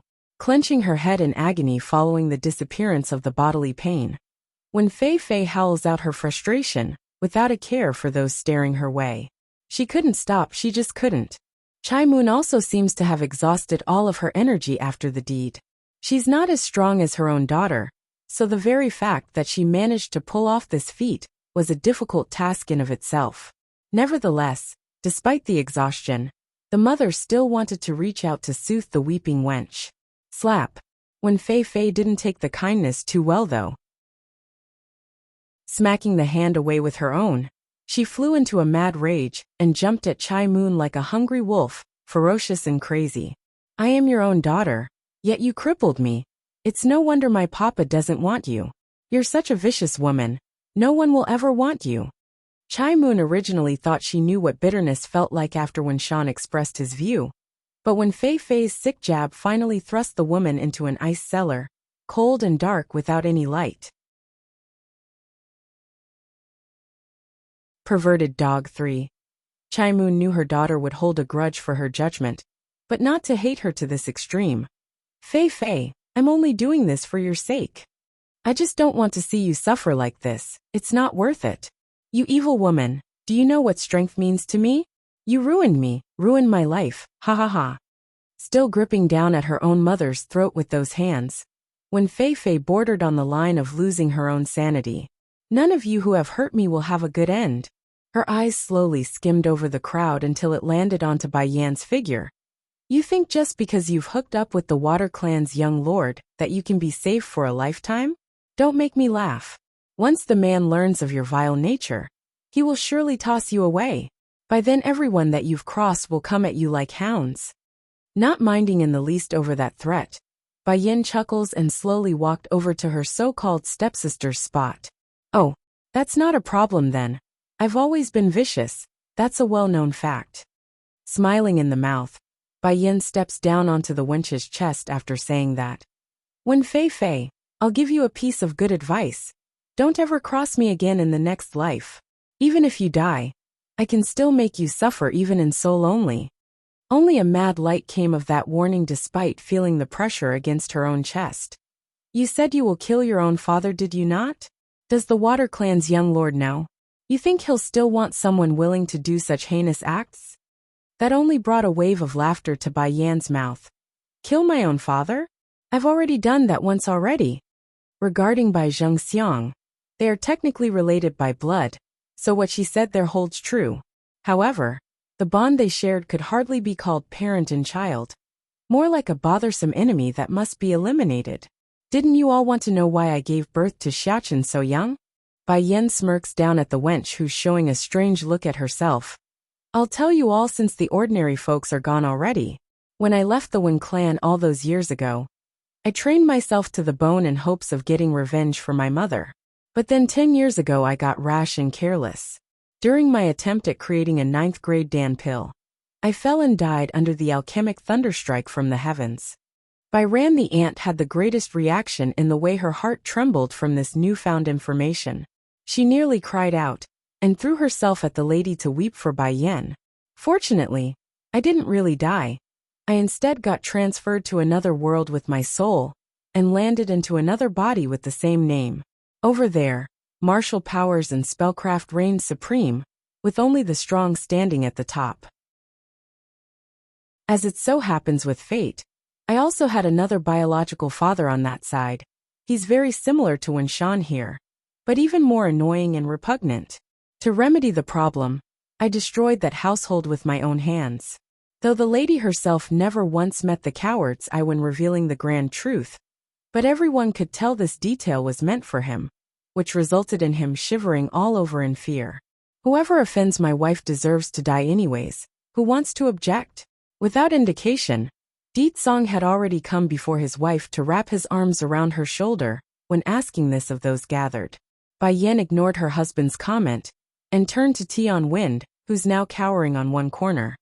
Didn't you claim to know who my son's real mother is just now? Funny thing is Xiachen was never born in this world. He's born after I got reincarnated in that magical world. Me and my son only had each other for many years. That didn't change until my husband eventually found us. Only then did it become us three. Perverted dog 4. In reply to that sarcastic comment, Tian Foran only felt fear while her old man Tian Wind wanted to hide his head in shame. It's just laughable, that's why. Without knowing the whole story, The idiot would dare make up a story about his daughter being the mother of another woman's child. Who wouldn't be embarrassed at being called out? Pleased with the response there, Bai Yin returns her gaze back to Wen Shan's figure. Sneering. Wen Shan, do you still remember what you said to me back then? Your words affected me greatly back then. It made me believe all men are like you, only willing to choose power over family. Wen Shan utter a single word, only cluelessly staring at his former daughter like a lost pup. Mother, how can Batty father be that kind of a person? In fact, people like that coward over there is relatively rare. Bai Xiachen had come over with a chair to offer Bai Yin a seat. Just look at Grandaunt Bai Ran and her hubby. Didn't they stand up to these people in order to protect us? In the steambun's mind, that's how a man should be. What Ling Yun did was the norm, the bare requirement of a husband. If a man couldn't even protect his own woman, then what use was there for such a being? They might as well go die and do the world a favor. Yes, son. People like Wen Shan are a rarity. Unfortunately, I didn't discover that truth until much later on. Giving her boy a rub on the head as a reward, Bai Yan's lip had formed a dazzling smile of warmth and satisfaction. You know, mother, Batty father actually did a lot for you. Back when you two first met again after I was born, he would keep trailing you despite your constant rejections. Then when you told him to be nicer to Auntie, he did that and changed his attitude. Afterwards, it was us going to the demon realm. He's the boss back at home. And since you're the boss in this family, he specifically declared you in charge before everyone. Of course, that's not how Bai Xiachen actually felt in the beginning. He was small, didn't understand what it meant to be in love, thereby mistaking Di Song's action as bullying Bai Yan. However, he's grown older now, understood more and realizes it's not the sort of bullying he had in mind. For that reason, he's been won over by his old man's perseverance. And later on when you said you wanted the celestial realm, he attacked it for you too. Then there's Godfather. I know Batty father doesn't like him, but he endured his existence because he knows you are in favor of Godfather. Now it's this time on Earth. When Batty father found out you came over to this side, he immediately joined us over here, even if that meant going back 8 years before our arrival. Tian Foreign literally popped her eyes out at this shocking revelation. She never thought the truth would be so outrageous that it's bordering on the line of novelty. Does the Water Clan's current master know their son has been replaced by someone else? In comparison to the wild thoughts of others, Bai Yi only had the welfare of her older sister in mind. For that reason alone, she's aching inside for her, because this Bai Yin was no longer the same one from her memories. She died once already, then reincarnated as a whole new person in another. But there was one good thing this foster sister was glad for. That was Bai Yin having a caring son and loving husband. That way she wouldn't have to worry about her older sister being alone again, even after she leaves. Perverted Dog 5. Deetsong, I want to go back now. Throwing her head against the Demon King's chest, the woman herself appeared lonely and sad at this moment. It's true she's happy to be able to meet some of her family here on Earth, but she's also missing the other family and friends in the other world. Besides, this world was no longer hers. She doesn't belong here anymore. What's more, the pain would only grow deeper the longer she stalls the departure. Okay, I've prepared everything already before I came to see you. Black Turtle is also waiting for us. We can leave this place at once if you wish. Black Turtle? Bai Yin appears shocked at this sudden news. You found Black Turtle? I've heard before that the Water Clan has a sacred beast under its control, capable of controlling rain and wind to its will. Are you saying? Yes, that is Black Turtle. Me being able to borrow this body is also because of him arranging things beforehand. But then just as Bai Yin wanted to pursue the story some more, a tug at the sleeve brings her to focus. It's Bai Yi who did that. She's all pleading in the face, because she knows there won't be another chance to ask if given up. Deetsong, can I bring someone with us from Earth? Bai Yin asks, raising hope in her desperate sister's face. And compared to staying on Earth, Bai Yi would much rather stick around her older sister's side. No. The Demon King shakes his head, knowing full well what his wife wanted by asking such a question. Your younger sister doesn't belong in that world. Therefore it's difficult or impossible to bring her along. The light in Bai Yi's eye visibly dimmed, due to the hope being squashed, revealing a yearnful and sorrowful smile. It's okay, Sister Bai Yan. I'm happy that you thought of me. Maybe in the future we can still meet again if fate permits us. She's been trying to hide from the suppressed emotions underneath, but against her foster sister's sorrowful face, Bai Yan just couldn't hold it in anymore and clenched up inside. Then turning to skim the rest of her relatives who are all making similar sad faces. She knew this would be it, the final farewell. Yin Yan, you now have a husband and child. I can finally feel at ease knowing you are not alone anymore. My big sis will surely be happy knowing someone is loving you as much as she did. Bai Rant's tone carried nothing but happiness for her niece. If chance permits, do come see us again. If not, it's fine too. Just live your life well on the other side. Aunt, uncle, grandpa Ling and everyone. I likely won't be able to return again, so you all must take care of yourselves. Bai Yan's solemn and heavy attitude told them all they need to hear, thus bringing the atmosphere into a heavy silence that none wanted to break. Cousin, do you think there is a God in this world? Ling Lang the flirt was the most impatient, and eventually spoke up after a long pause. He couldn't bear to not see this newfound relative again. After all, he did fall in love at first sight, without realizing they're related there. Bai Yan nodded. Yes, there is. Then, what if we managed to reach that godhood? Would we be able to meet again then? Bai Yan's first reaction was a startled face, at the level of ambition this cousin of hers had. She knows that even if the flirt did reach that kind of power, it wouldn't necessarily mean he would be able to come to the same celestial realm as she was in. They're different worlds. That means there must be a different celestial realm, as well for immortals here on Earth. However, against the hopeful eye coming her way, the Demon Queen just couldn't bring herself to say no. Maybe, she says, making sure to be unspecific. Then I will work hard, cousin. Don't worry. I won't be lazy and make great use of the damn pills you gave me. When I get strong enough, I will go to that whatever celestial realm to find you. Ling Lang proudly pats his own chest to portray confidence. Giving each and every one of her family and friends one last glance to signal it's time, Bai Yan returns her attention back to the husband. Deet Song, we can set out now. After we finish arranging Yi's takeover of the Water Clan, we will immediately leave this world.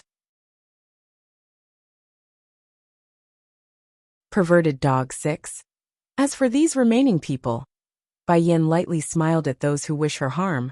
Let Big Bear take them back to the Water Clan for disposal. Having the world know we openly killed them here at the Ling household won't be good. I don't want to cause a panic. Causing a panic would be too troublesome here on Earth. What if the government officials got involved? What's more, this was their relative's home.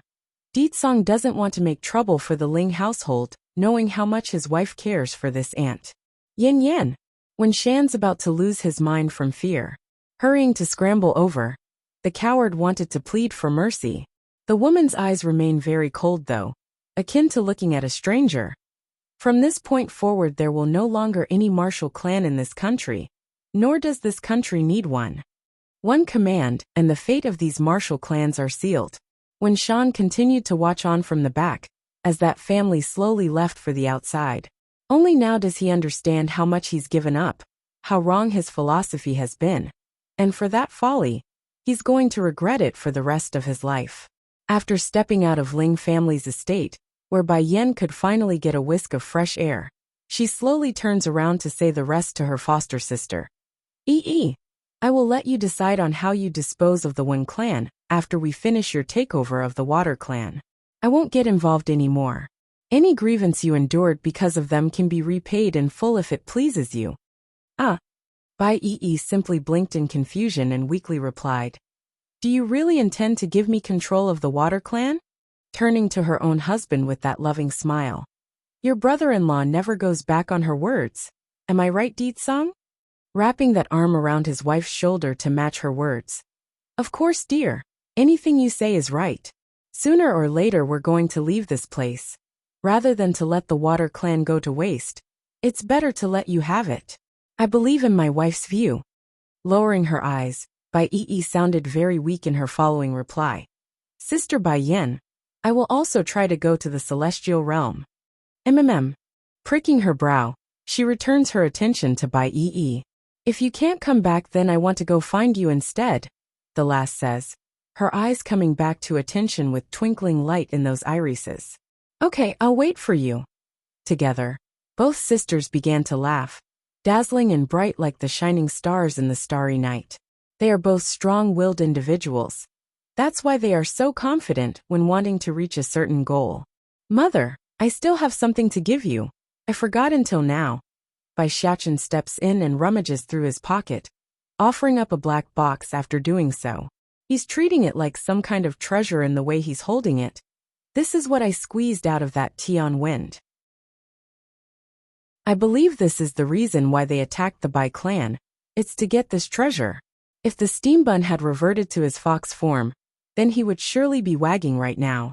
That's how pleased he felt for himself at this moment, had believed he somehow won up his old man. Zizi. The crescent moon amulet around Bai Yan's neck started to hum, telling the woman that whatever was inside this black box, it's important. Xiachen is awesome. Bai Yan delightfully squeezed her son's cheek as a tease. Let's go to the water clan now. After we finish arranging everything on that side, then we can leave.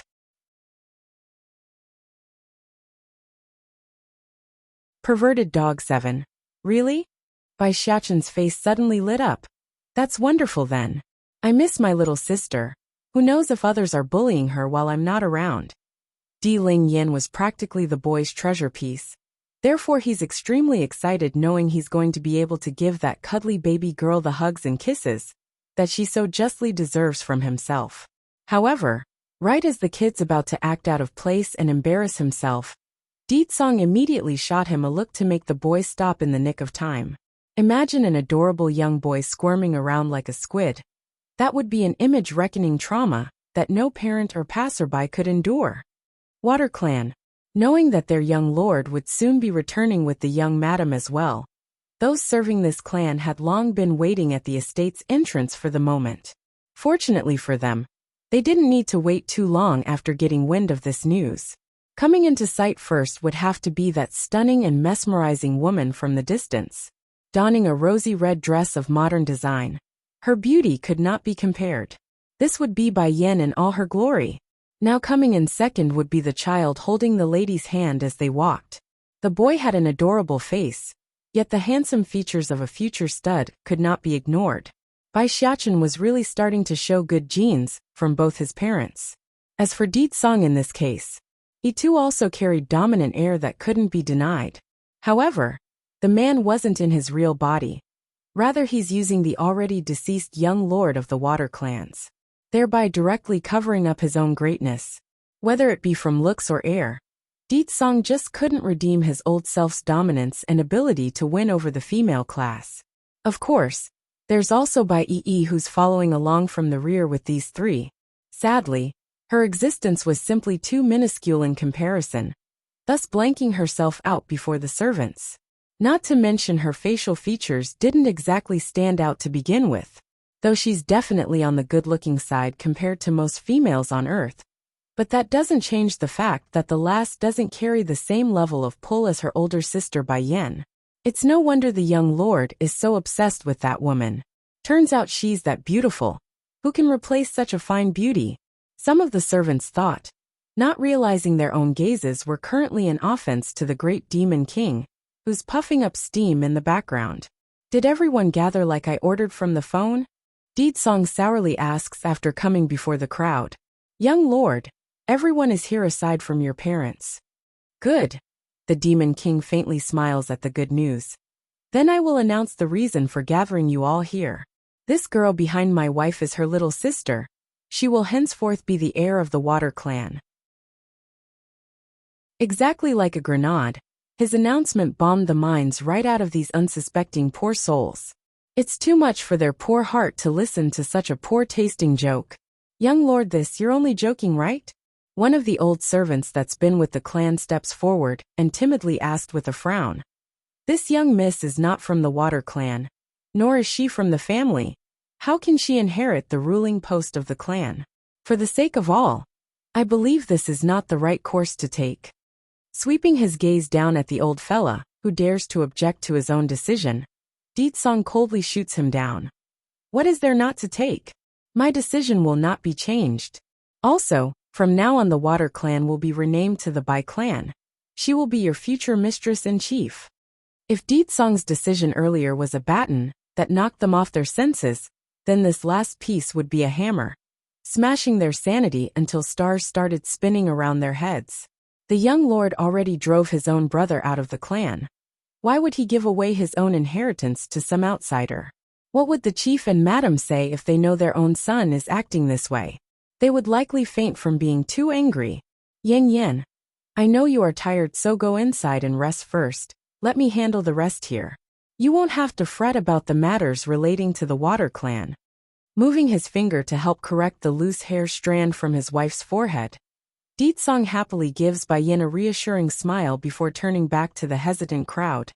Later, there will be a bunch of people being driven over here. Put them in the prison cells, and let them have a taste of the torture devices in there. Perverted dog 8. What did those people do to make the young lord so mad? Experience all of the torture devices in there? Even if they don't die, they will still be skinned to the point of no return. Some of the servants thought, shocked by the cruel order. Bai Yan ignored the focused looks coming her way and yawned. Xiaochen, you should be familiar with the estate. Take me and your Auntie Yi to rest. We will leave the other mundane stuff to your father. Okay, come with me, mother. I know the way to Batty Father's quarter. Revealing those pearly white teeth in his smile, Bai Xiaochen sounds very happy to be relied upon. Auntie Yi, do you mind taking my room for now? I'll have the maids here arrange another room for you later. Bai Yi only felt a warmth surging out after being asked. I'm okay with anything you arrange, I'm not picky. Wonderful. Follow me then. Without delay, the steam bun immediately began to drag the two ladies for the back end part of the massive estate. Arf! As soon as these three opened a door to Song's quarter, a big yellow dog instantly pounced over to the boy's leg and started licking him in the face. As a result of this sudden attack, Bai Xiaochen became slobbered in the dog's saliva. Even so, it's clear that both kid and animal enjoyed each other's company. Yellow, do you miss me? The steam bun rubs the golden retriever's head, giggling all the while when doing so, showing an examining look towards the retriever, then back at her own boy. Bai Yan's eye narrowed in. This is Song's dog? Are you sure he's the one who taught you those curse words? Bai Xiaochen's face instantly froze up. He was too happy just now, so he completely forgot his own lie. Mother! Raising his head, Bai Xiaochen bites his own sleeve to appear all pitiful. It's unlikely anyone would be able to remain indifferent to this cuteness attack. Yet there was, and she's standing right in front of himself. When did you learn to use others as your scapegoat? Not to mention a normal dog at that. I bet he doesn't even know what humans are saying, let alone teach you those foul words. Maybe he learned it by listening to other people talk.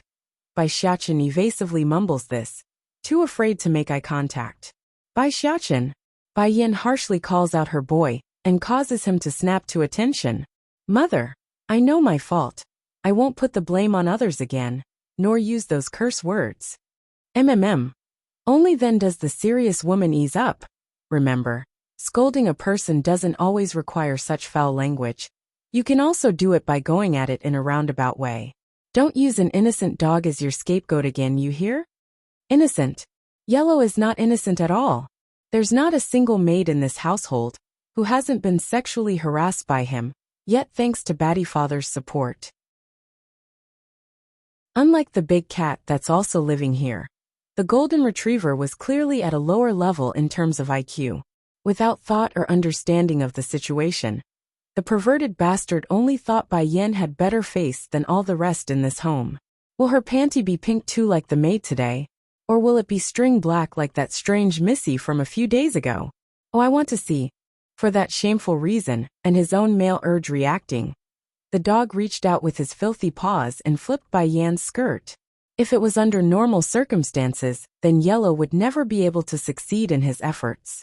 However, this was a dog we're talking about, a dog from Earth at that. Because of that issue, Bai Yin didn't raise her guard, and became another victim of this perverted numbskull. As the old saying goes, like owner like dog.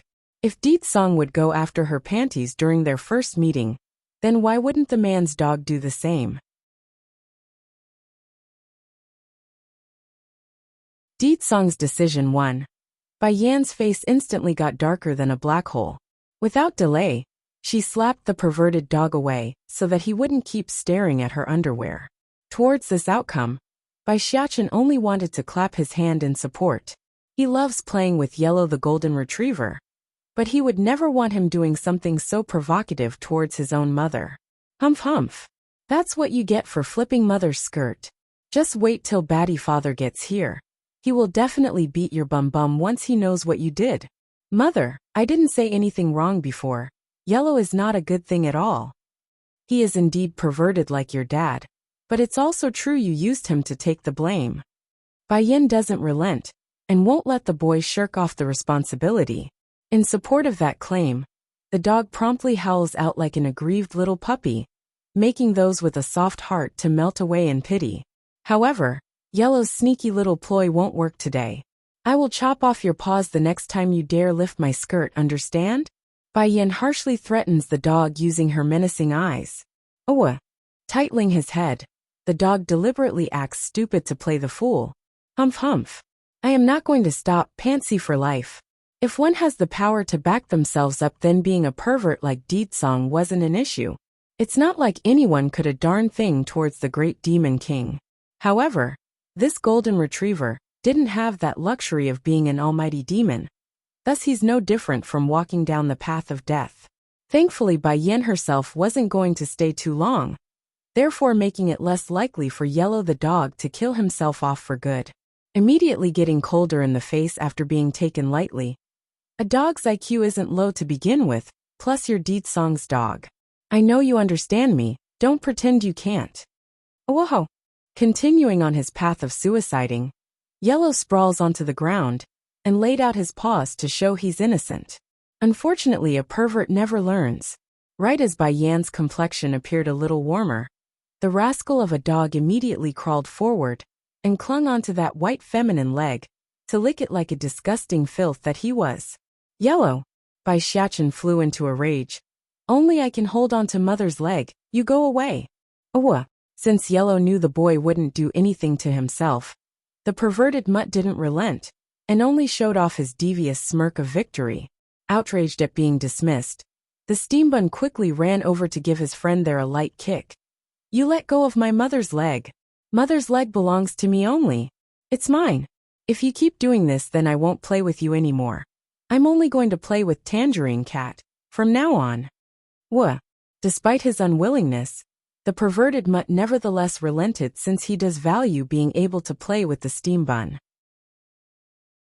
But bad habits die hard.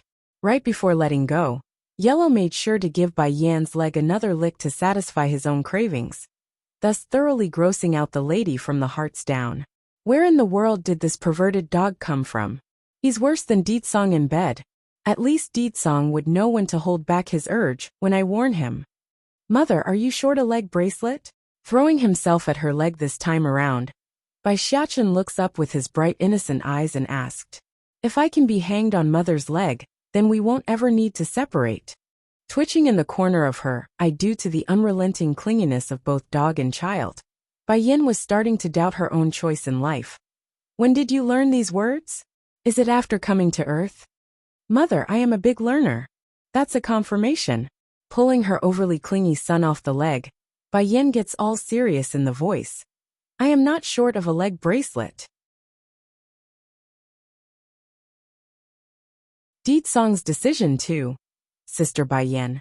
Seeing the boy's aggrieved expression, Bai Yi just couldn't help but step in to help. If not, why don't you do as he wish? I think he's going to cry.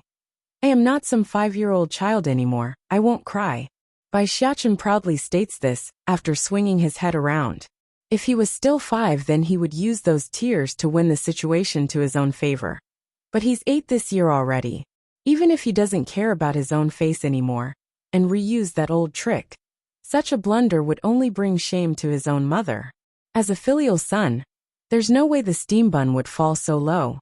He won't tolerate such indignity. It's getting late, let's rest first. That said, Bai Yin pricks her brow at the dog who's wagging its tail like he's anticipating something good to happen. Yellow, you go watch the door and keep outsiders out. I do not want to be disturbed during my sleep. If you don't do this job well, then I will tell your master what you've done. Without question, there's bound to be those who want to test the water with her after arriving. Towards those annoyances, she's not in the mood or going to bother with entertaining them. Yellow may be a perv, but he's a good loyal perv of a guard dog. Unless someone knocks him out, no one was going to get through him today. Sister Bai Yin, this dog is so smart. Bai Yi saw the rely and praised Yellow. She always liked animals and wanted to keep one since young. And he's so cute. Cute. Bai Yin smirked upon remembering that embarrassing moment with her skirt lifted. Don't you mean abominable? Good thing he's only a dog. Otherwise his paws would have been lopped off by now if he's human. Pricking up his dog ear, Yellow immediately got riled up after being praised. He's very happy. And when he's very happy, he needs to convey such feelings for others to see. Therefore, the perfect gesture would be another go at the lady's skirt, this time being by Yi's. Exclaiming in great fright, the poor unalarmed lass became a huge strawberry red after having her panty flash for all to see. Thankfully nobody's around to see this, or at least any stranger. There's only her family here, so it's okay. Breathing a sigh of relief after confirming the idea with her own eyes, she puffs up those cheeks. Sister Bai Yin, Yellow is such a pervert. Now it's the golden retriever's turn to be confused for real this time. He only did that to show his affection. What wrong did he do? Imagine that. The pervy mutt actually didn't have any ill intent or dirty thoughts. He's only overly affectionate. Without a doubt, that bad habit must have been picked up from Di Song. There's no way a dog that's neither a demon or a spirit would learn something so ridiculous. So what does that mean?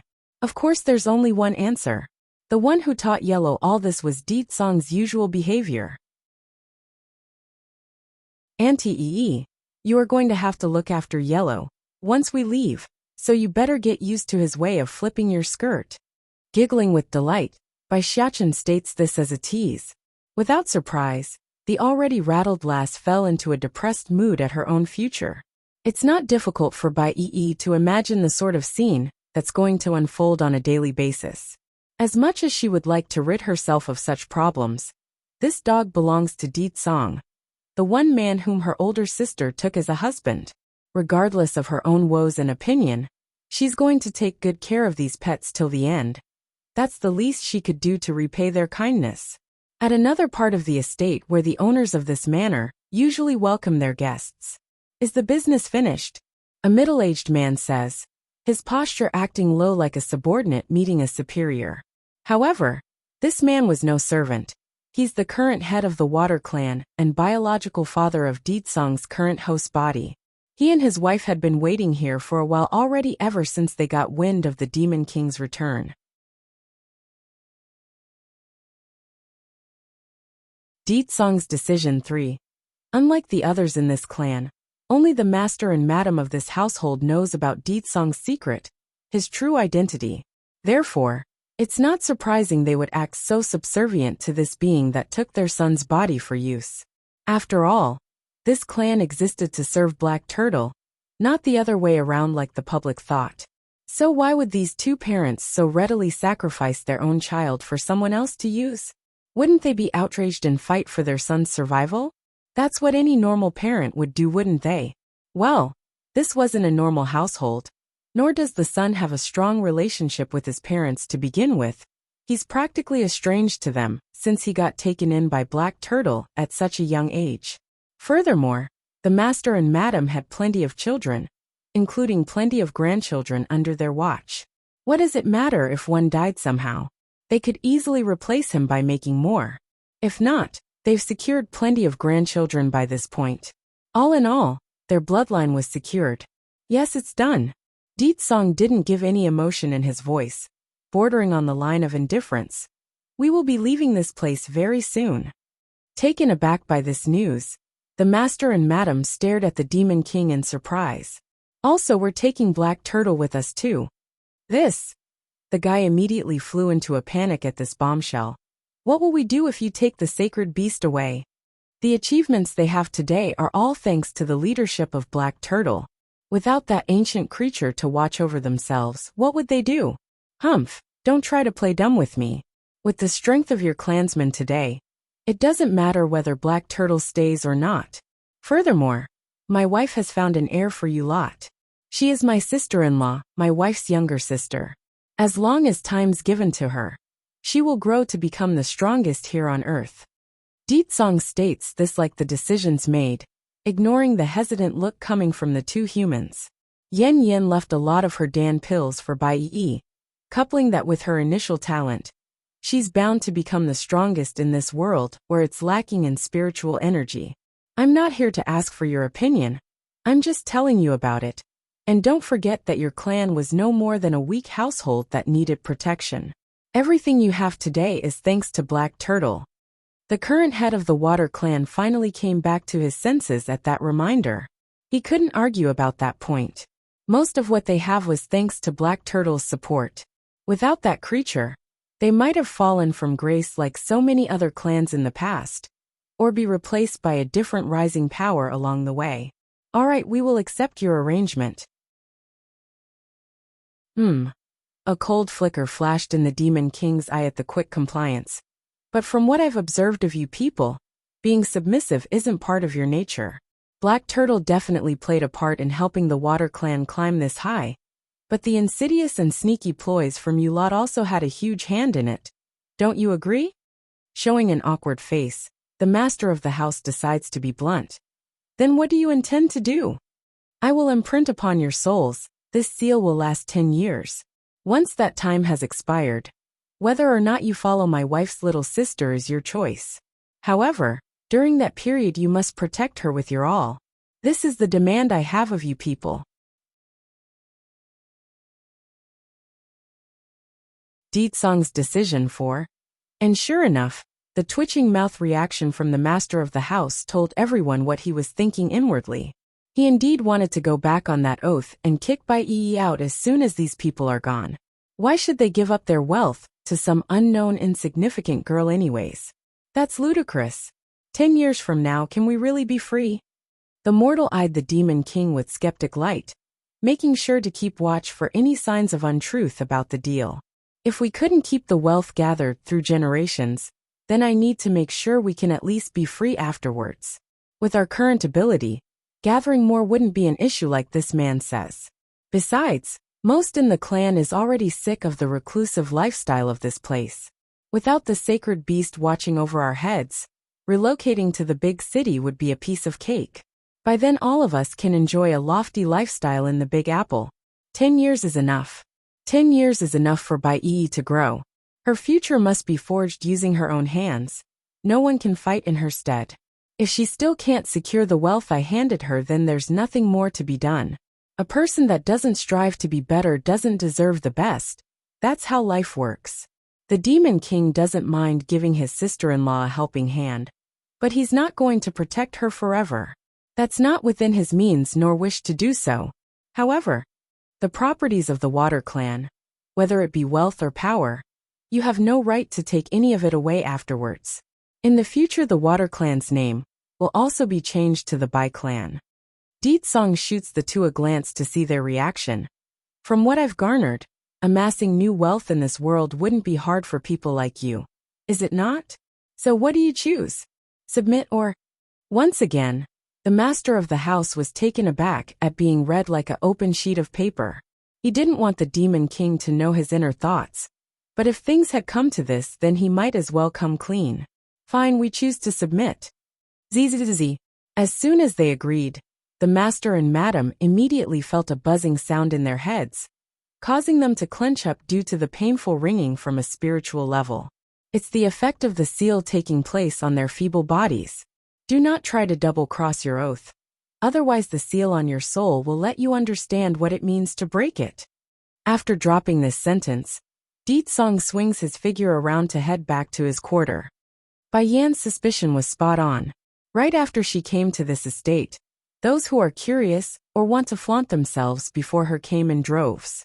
However, None managed to get in due to that big golden retriever guarding the doorway. The pervy mutt growled at anyone whom he didn't recognize as the ladies inside, hence forcing a standstill with no way in. To be clear, Yellow was in no way a powerful dog or anything. Heck, he's below the norm in terms of fighting strength for his breed. The only reason the people didn't trample over this mutt had much to do with the status this fella had. He's Deetsong's pet. Everyone knew how pampered Yellow was. That's why none tried to cross him due to the owner behind his back.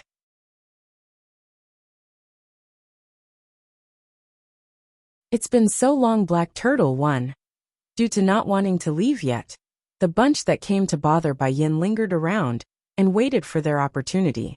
They're all very curious and didn't want to be stalled by a mere dog at suckering up to this new young madam of the house. However, that quickly came to an end once they saw who had arrived from the rear. Young lord. Some of the more wary ones greeted Deetsong after sensing his arrival.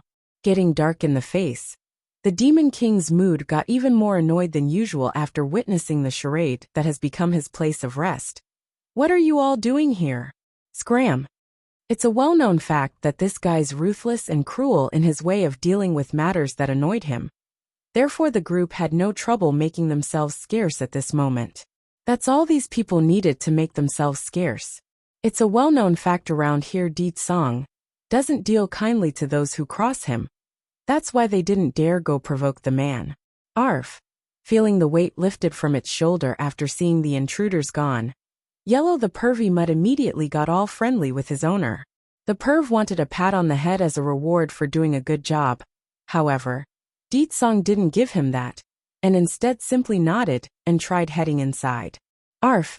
Perhaps the letdown aggravated the mutt, but Yellow reacted instantly there when he saw the movement and pounced onto his own master's leg like glue and bit at those pants. He's been tasked with guarding the door. That means no exception regardless of who was coming. Let go. The man grows increasingly more incensed by the maltreatment he's getting from his own pet. This dog is getting ahead of himself. How dare he bite me and block my path? Yua, despite the order, Yellow didn't relent there and only got more intense in his tug. The poor dog couldn't speak his mind, so the only recourse he had was to make noise and do his best. The sweet panty mistress already said I can't let anyone inside. This includes the master. Is Yen Yen sleeping? Did she task you to keep those people from going inside? Deetsong eventually got it after seeing his pet's behavior towards that gathered crowd. He knows the dog had a higher intellect than most animals.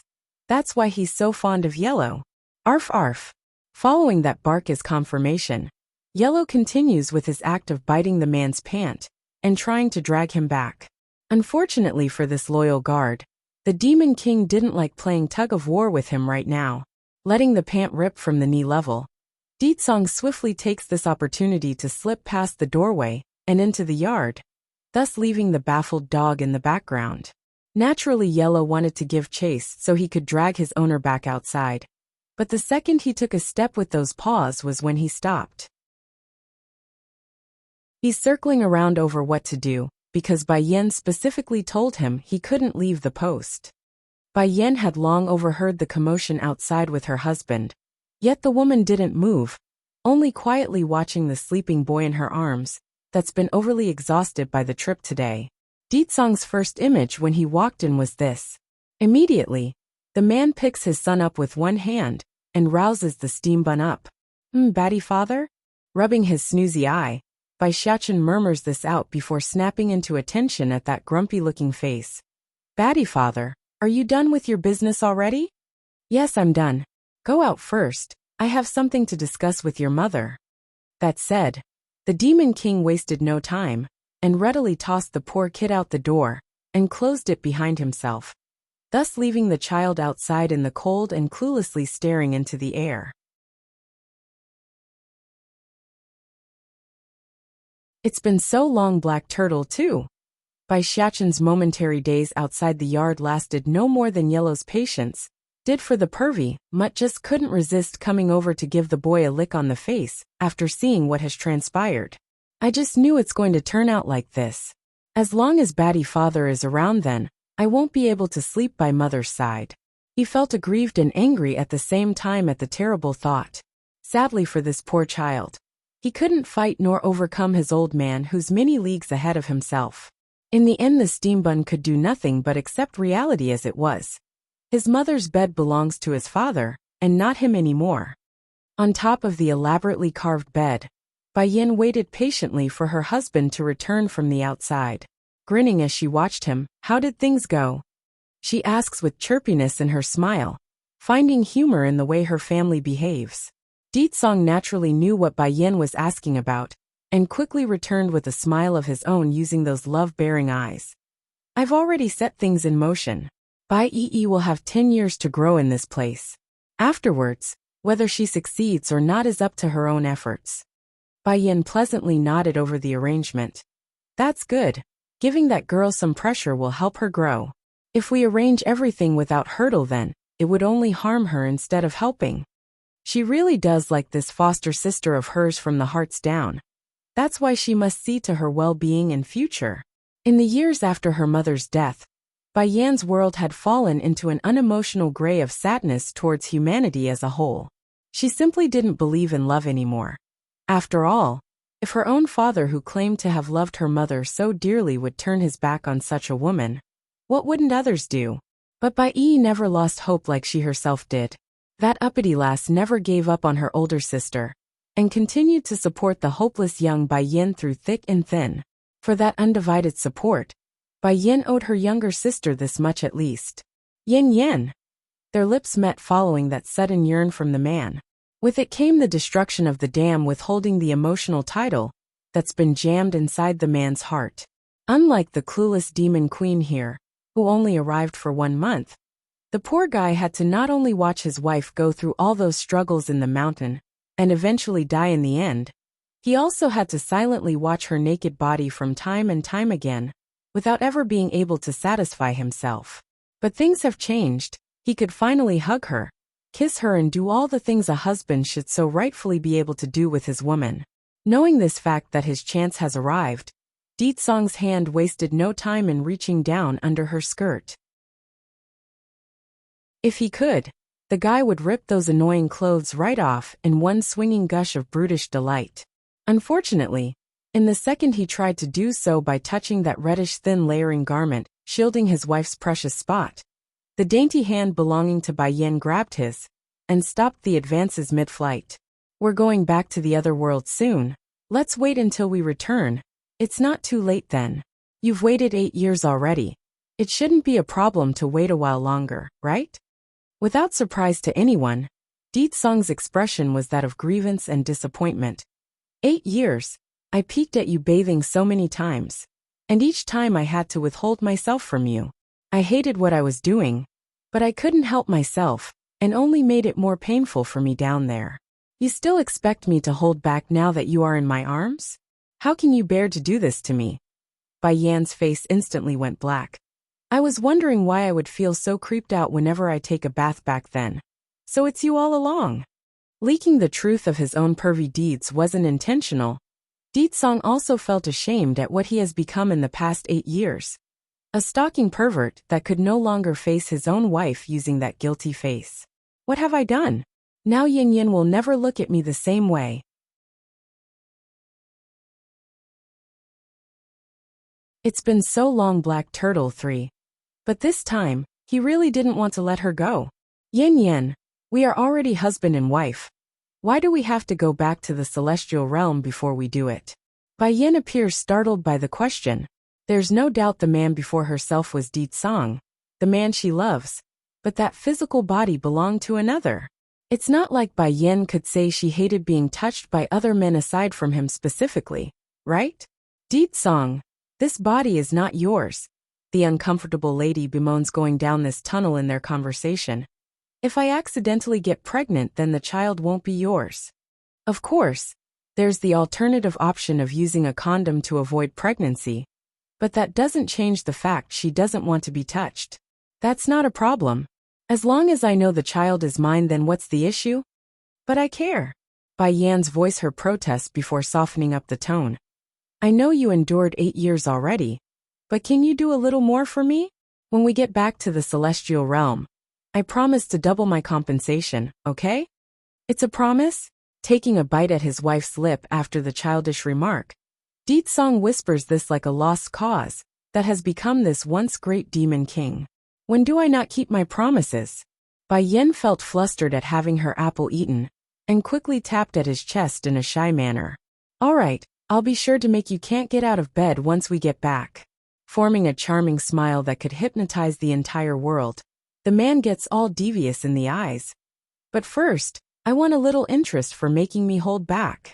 Leaning in, the demon lets loose a bit of his desire, and lets their tongue battle it out within their mouths. He wants her nectar, every drop of it to elaborate his love. Due to not getting his way of gobbling up his wife, the couple didn't spend much more time inside the room afterwards. Therefore, it was quite the surprise when Bai Yin suddenly discovered her son, and the pervy mutt carousing outside against the door when she swung it open. Mother, father. Bai Xiachen immediately scrambles up from the ground after falling over from the lack of door support, his expression showing that of a guilty party being caught red-handed. Arf arf. Yellow, on the other hand, didn't have such awareness though. After that quick bark, the perv swiftly came over to Bai Yan's side for a good petting. However, as the owner of this dog, how could Song not know his personality? Without waiting for his pet to do what he always does when facing a fine beauty, the Demon King just slapped him right out into the air, and left a comment for his wife. It's better if you stay away from him, he's a bit perverted. Aww. Crying out after being hit twice in one day, Yellow felt so aggrieved by the maltreatment. He's a dog, not a punching bag by the master and mistress. Ignoring the protesting cry of his pet, Song instead shifts his focus to Bai Xiachen, who's been eyeing himself. Have you heard enough? Not enough.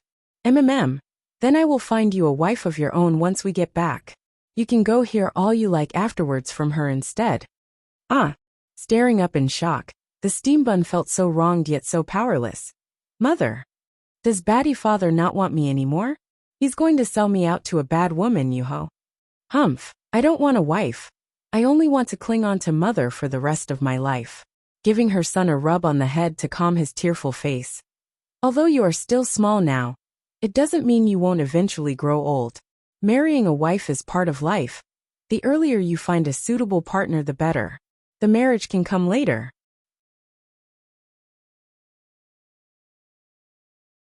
It's been so long, Black Turtle for. Bai Xiachen's grievances almost flooded into a river. For some reason, he's got this feeling that his precious and most beloved mother has now shifted her love away from himself ever since Bai Yin married Song. Song, after we speak to Yi and arrange the rest of things here, we will go back right away. Bai Yin states this smilingly at her husband. You, the golden retriever that's been moping around seemingly since the mood, and immediately got all sad in the face. He immediately snuggled up to the boy to emphasize what he wanted. Understanding his friend's emotion by the physical contact, Bai Xiachen was the first to react and reached out to pat the mutt. Yellow, when we are not around you must listen to Auntie Yi. Perhaps we will be able to meet again in the future. Arf arf. Barking with pure sadness now at the confirmation, Yellow didn't need words to convey his emotions there. Yellow, I'll miss you and Orange Cat too. Oh right, where's Orange? I'm leaving already. How come he's not coming out to say goodbye? It's Song who answers the boy's question in this case. I last saw him out chasing after a female cat. A bit choky in his voice, like he's also ready to cry since he got beat by a mating cat. The steam bun begins to lay down his last message, knowing there's nothing he could do. Yellow, you say goodbye to Orange for me then. I won't be able to wait for him to return. You don't need to see us out either. I won't be able to take it otherwise. After saying this, Bai Xiachen lets go, and began to walk away while constantly turning around after a few steps. It's obvious both kid and dog didn't want to leave each other behind. Yet there's nothing either party could do in this case. After all, they're not from the same world. The following conversation with Bai Yi went as smooth as it could have gone. Although the younger sister didn't have much confidence in herself just yet at being handed so much influence and power, she nevertheless wanted to try in order to prove to Bai Yin the trust wouldn't be in vain. That meant regardless of the price she must pay in the path, the young lass would do her utmost to achieve that goal. Just like that, everything's set, and needed no more interference from the couple at this point. They're ready to leave, but not before bringing Bai Yi along to help pick up the deceased body that Song was using. That's the least the Demon King could do since he borrowed the guy's body for so long. As for the things she got after returning here on Earth, Bai Yin figured it's best she waited until they returned to the celestial realm before using them. It would be too shocking for the people of this world if it's too explosive. Before long, after walking up the mountain for a while, Bai Yin soon saw the image of a handsome man wearing a long white garb waiting at the top. He's smiling at herself, and that told the woman all that she needed to know. Black Turtle, it's been a long time. Bai Yin still doesn't have any memory of that life from the past, but the connection she shared with this person was all the proof she needed in this case. It's a kind and familiar connection, something the woman couldn't quite describe yet couldn't ignore. My queen, it's been a long time for me as well. Black Turtle slowly came before her and stooped down his body to perform a half-bending greet. In that instant, a series of images came flashing back to Bai Yan's head. It's a man dressed in a white garb swinging a long white sword.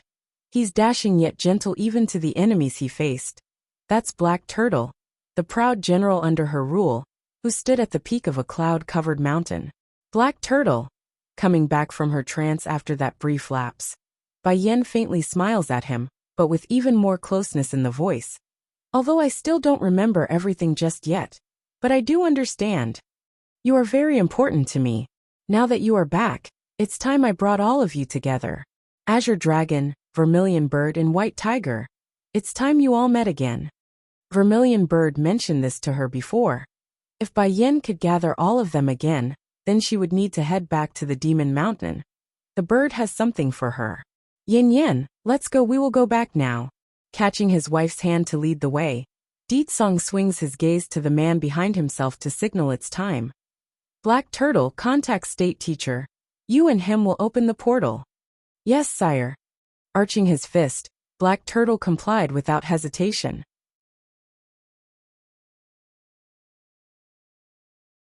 Madness 1, Celestial Realm. While a constant threat looms about under this vast starry sky, those inside the Celestial Palace are currently pacing back and forth in unease. Their eyes filled anxiety from the deeps down. Is the Lord really not coming back? Keeper Zun asks with a troubled face. None of these keepers thought Yin Ruoshi would lie to them. Therefore no alternative plans were made, thus sealing their fate lest something drastic occurs. How can the Lord forgive us when we made so many mistakes? Keeper Yellow tersely retorted. The calamity is quickly upon us. Yet we of the Celestial Palace have no means to defend ourselves anymore. The Lord won't fight. And now Keeper Ling also destroyed the only tool we could have used when the time came. For a moment, all eyes were fixed upon the grumpy keeper mentioned here. The old fella saw this of course and grew irate, yet could not challenge the claim since he knows the fault lies with himself for why the sword broke. Stop this now. The Celestial Palace is already in disarray. We don't need any more pointless quibbles added between us. Keeper Zun frowns after stopping his peers from arguing. I thought fate smiled upon us when Bai Yin disappeared that day. But who could have thought another crazy lass would pop out of nowhere and murder so many in the celestial realm? If we don't do something fast, then the threat will only worsen and cause even more panic in the people. But what about the forces from the demon realm? Another keeper speaks up, his voice getting worried. Though their army have retreated back to their own border and left ours, it doesn't change the fact that they are keeping an eye on us. If we leave the palace, then it would be the perfect opening for those demons to destroy everyone. We can't just let them do that, can we? I understand your worry, my brother. However, Song and Bai Yin have already gone missing. That means the remaining forces in the demon realm is greatly weakened. If we don't go provoke them, then it should be fine. They most likely won't do anything rash during this period. This was Keeper Zun's optimistic opinion. He's honestly been scared to the bones at this point, and wanted nothing more than a truce between both sides. The old man has seen for himself what Bai Yin could do after this short period of growth. With time, that woman would stand at the pinnacle of this world. Challenging such a person would be unwise and foolish. Besides, they needed Bai Yin. They needed her to fight when the great calamity arrives. Funnily enough though, there's no way Di Tsang and Bai Yin would ever agree to a ceasefire. Nor does the demons as a whole accept such an outcome. The hate they have for the celestial realm have long been printed into their souls. Unless the demon realm firmly stomps on these people from the celestial palace and make them suffer the same level of suffering demonkin did thanks to their mistakes, then a peace treaty would be out of the question. It's then without any indication during their gloomy silence. The grumpy keeper Ling suddenly pulled himself up from the seat and began heading for the exit. He didn't say a word, but those behind him could immediately see what he was doing and called him out. "Keeper Ling, where are you going?" Keeper Zun frowns and asked. Stopping right before he reached the door, the grumpy old man casts a sideway glance back at his peers. "You have all lost your backbone, but I have not. When so many denizens of our celestial realm are fighting with their all in our stead, you all are brooding around in this hall without doing something. I will not stand for this. I will go face that crazy lass myself if I must." Having said this, his figure explodes into a flash of light and disappeared before everyone. The words stung the rest of the gathered elders here. But Keeper Zun and Keeper Yellow both understood why their grumpy counterpart would think that way. Without objection or outrage, they also gave chase after sharing an understanding glance with each other. Keeper Ling is right. If we continue to worry this, and that then nothing will ever be done. The demon realm isn't attacking yet. That means we can still use this opportunity to save as many as we can.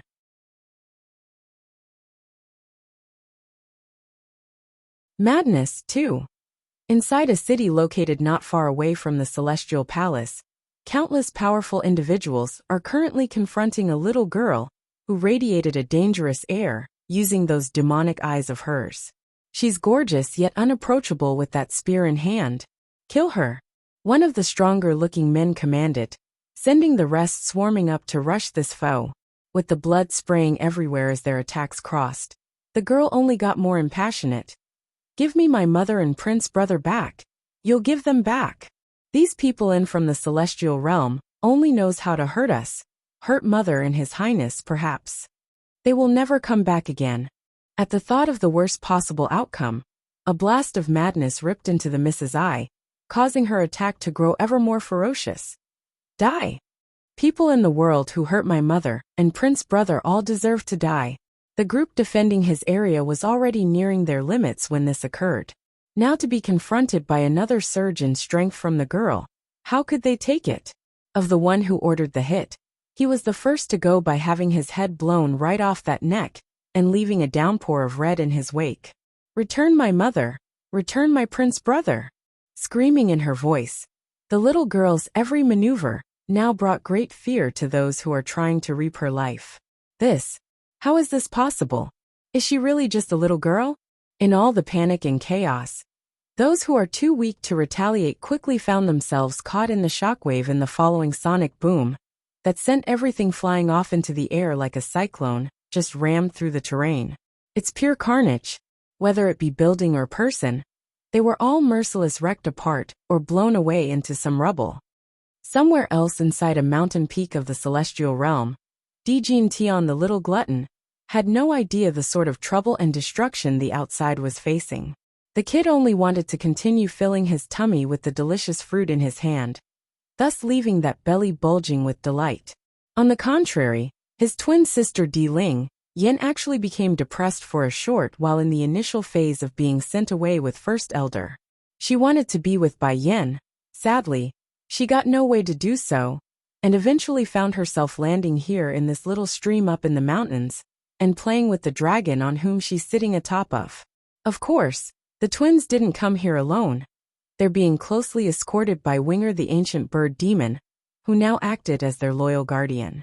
The man felt great guilt after all he's done.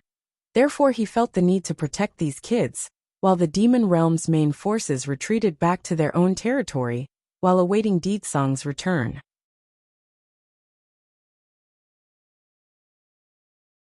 Madness 3. While the twins were busy enjoying themselves here on this serene mountain top, First Elder was more into contemplating the fate of their kind, and the future it beholds. But the quiet times wouldn't last, for in the next moment of his long thought process, came a huge draconian roar that rocked the air far and wide, reaching even their location that's devoid of civilized settlements. It's Princess Dragoni's cry.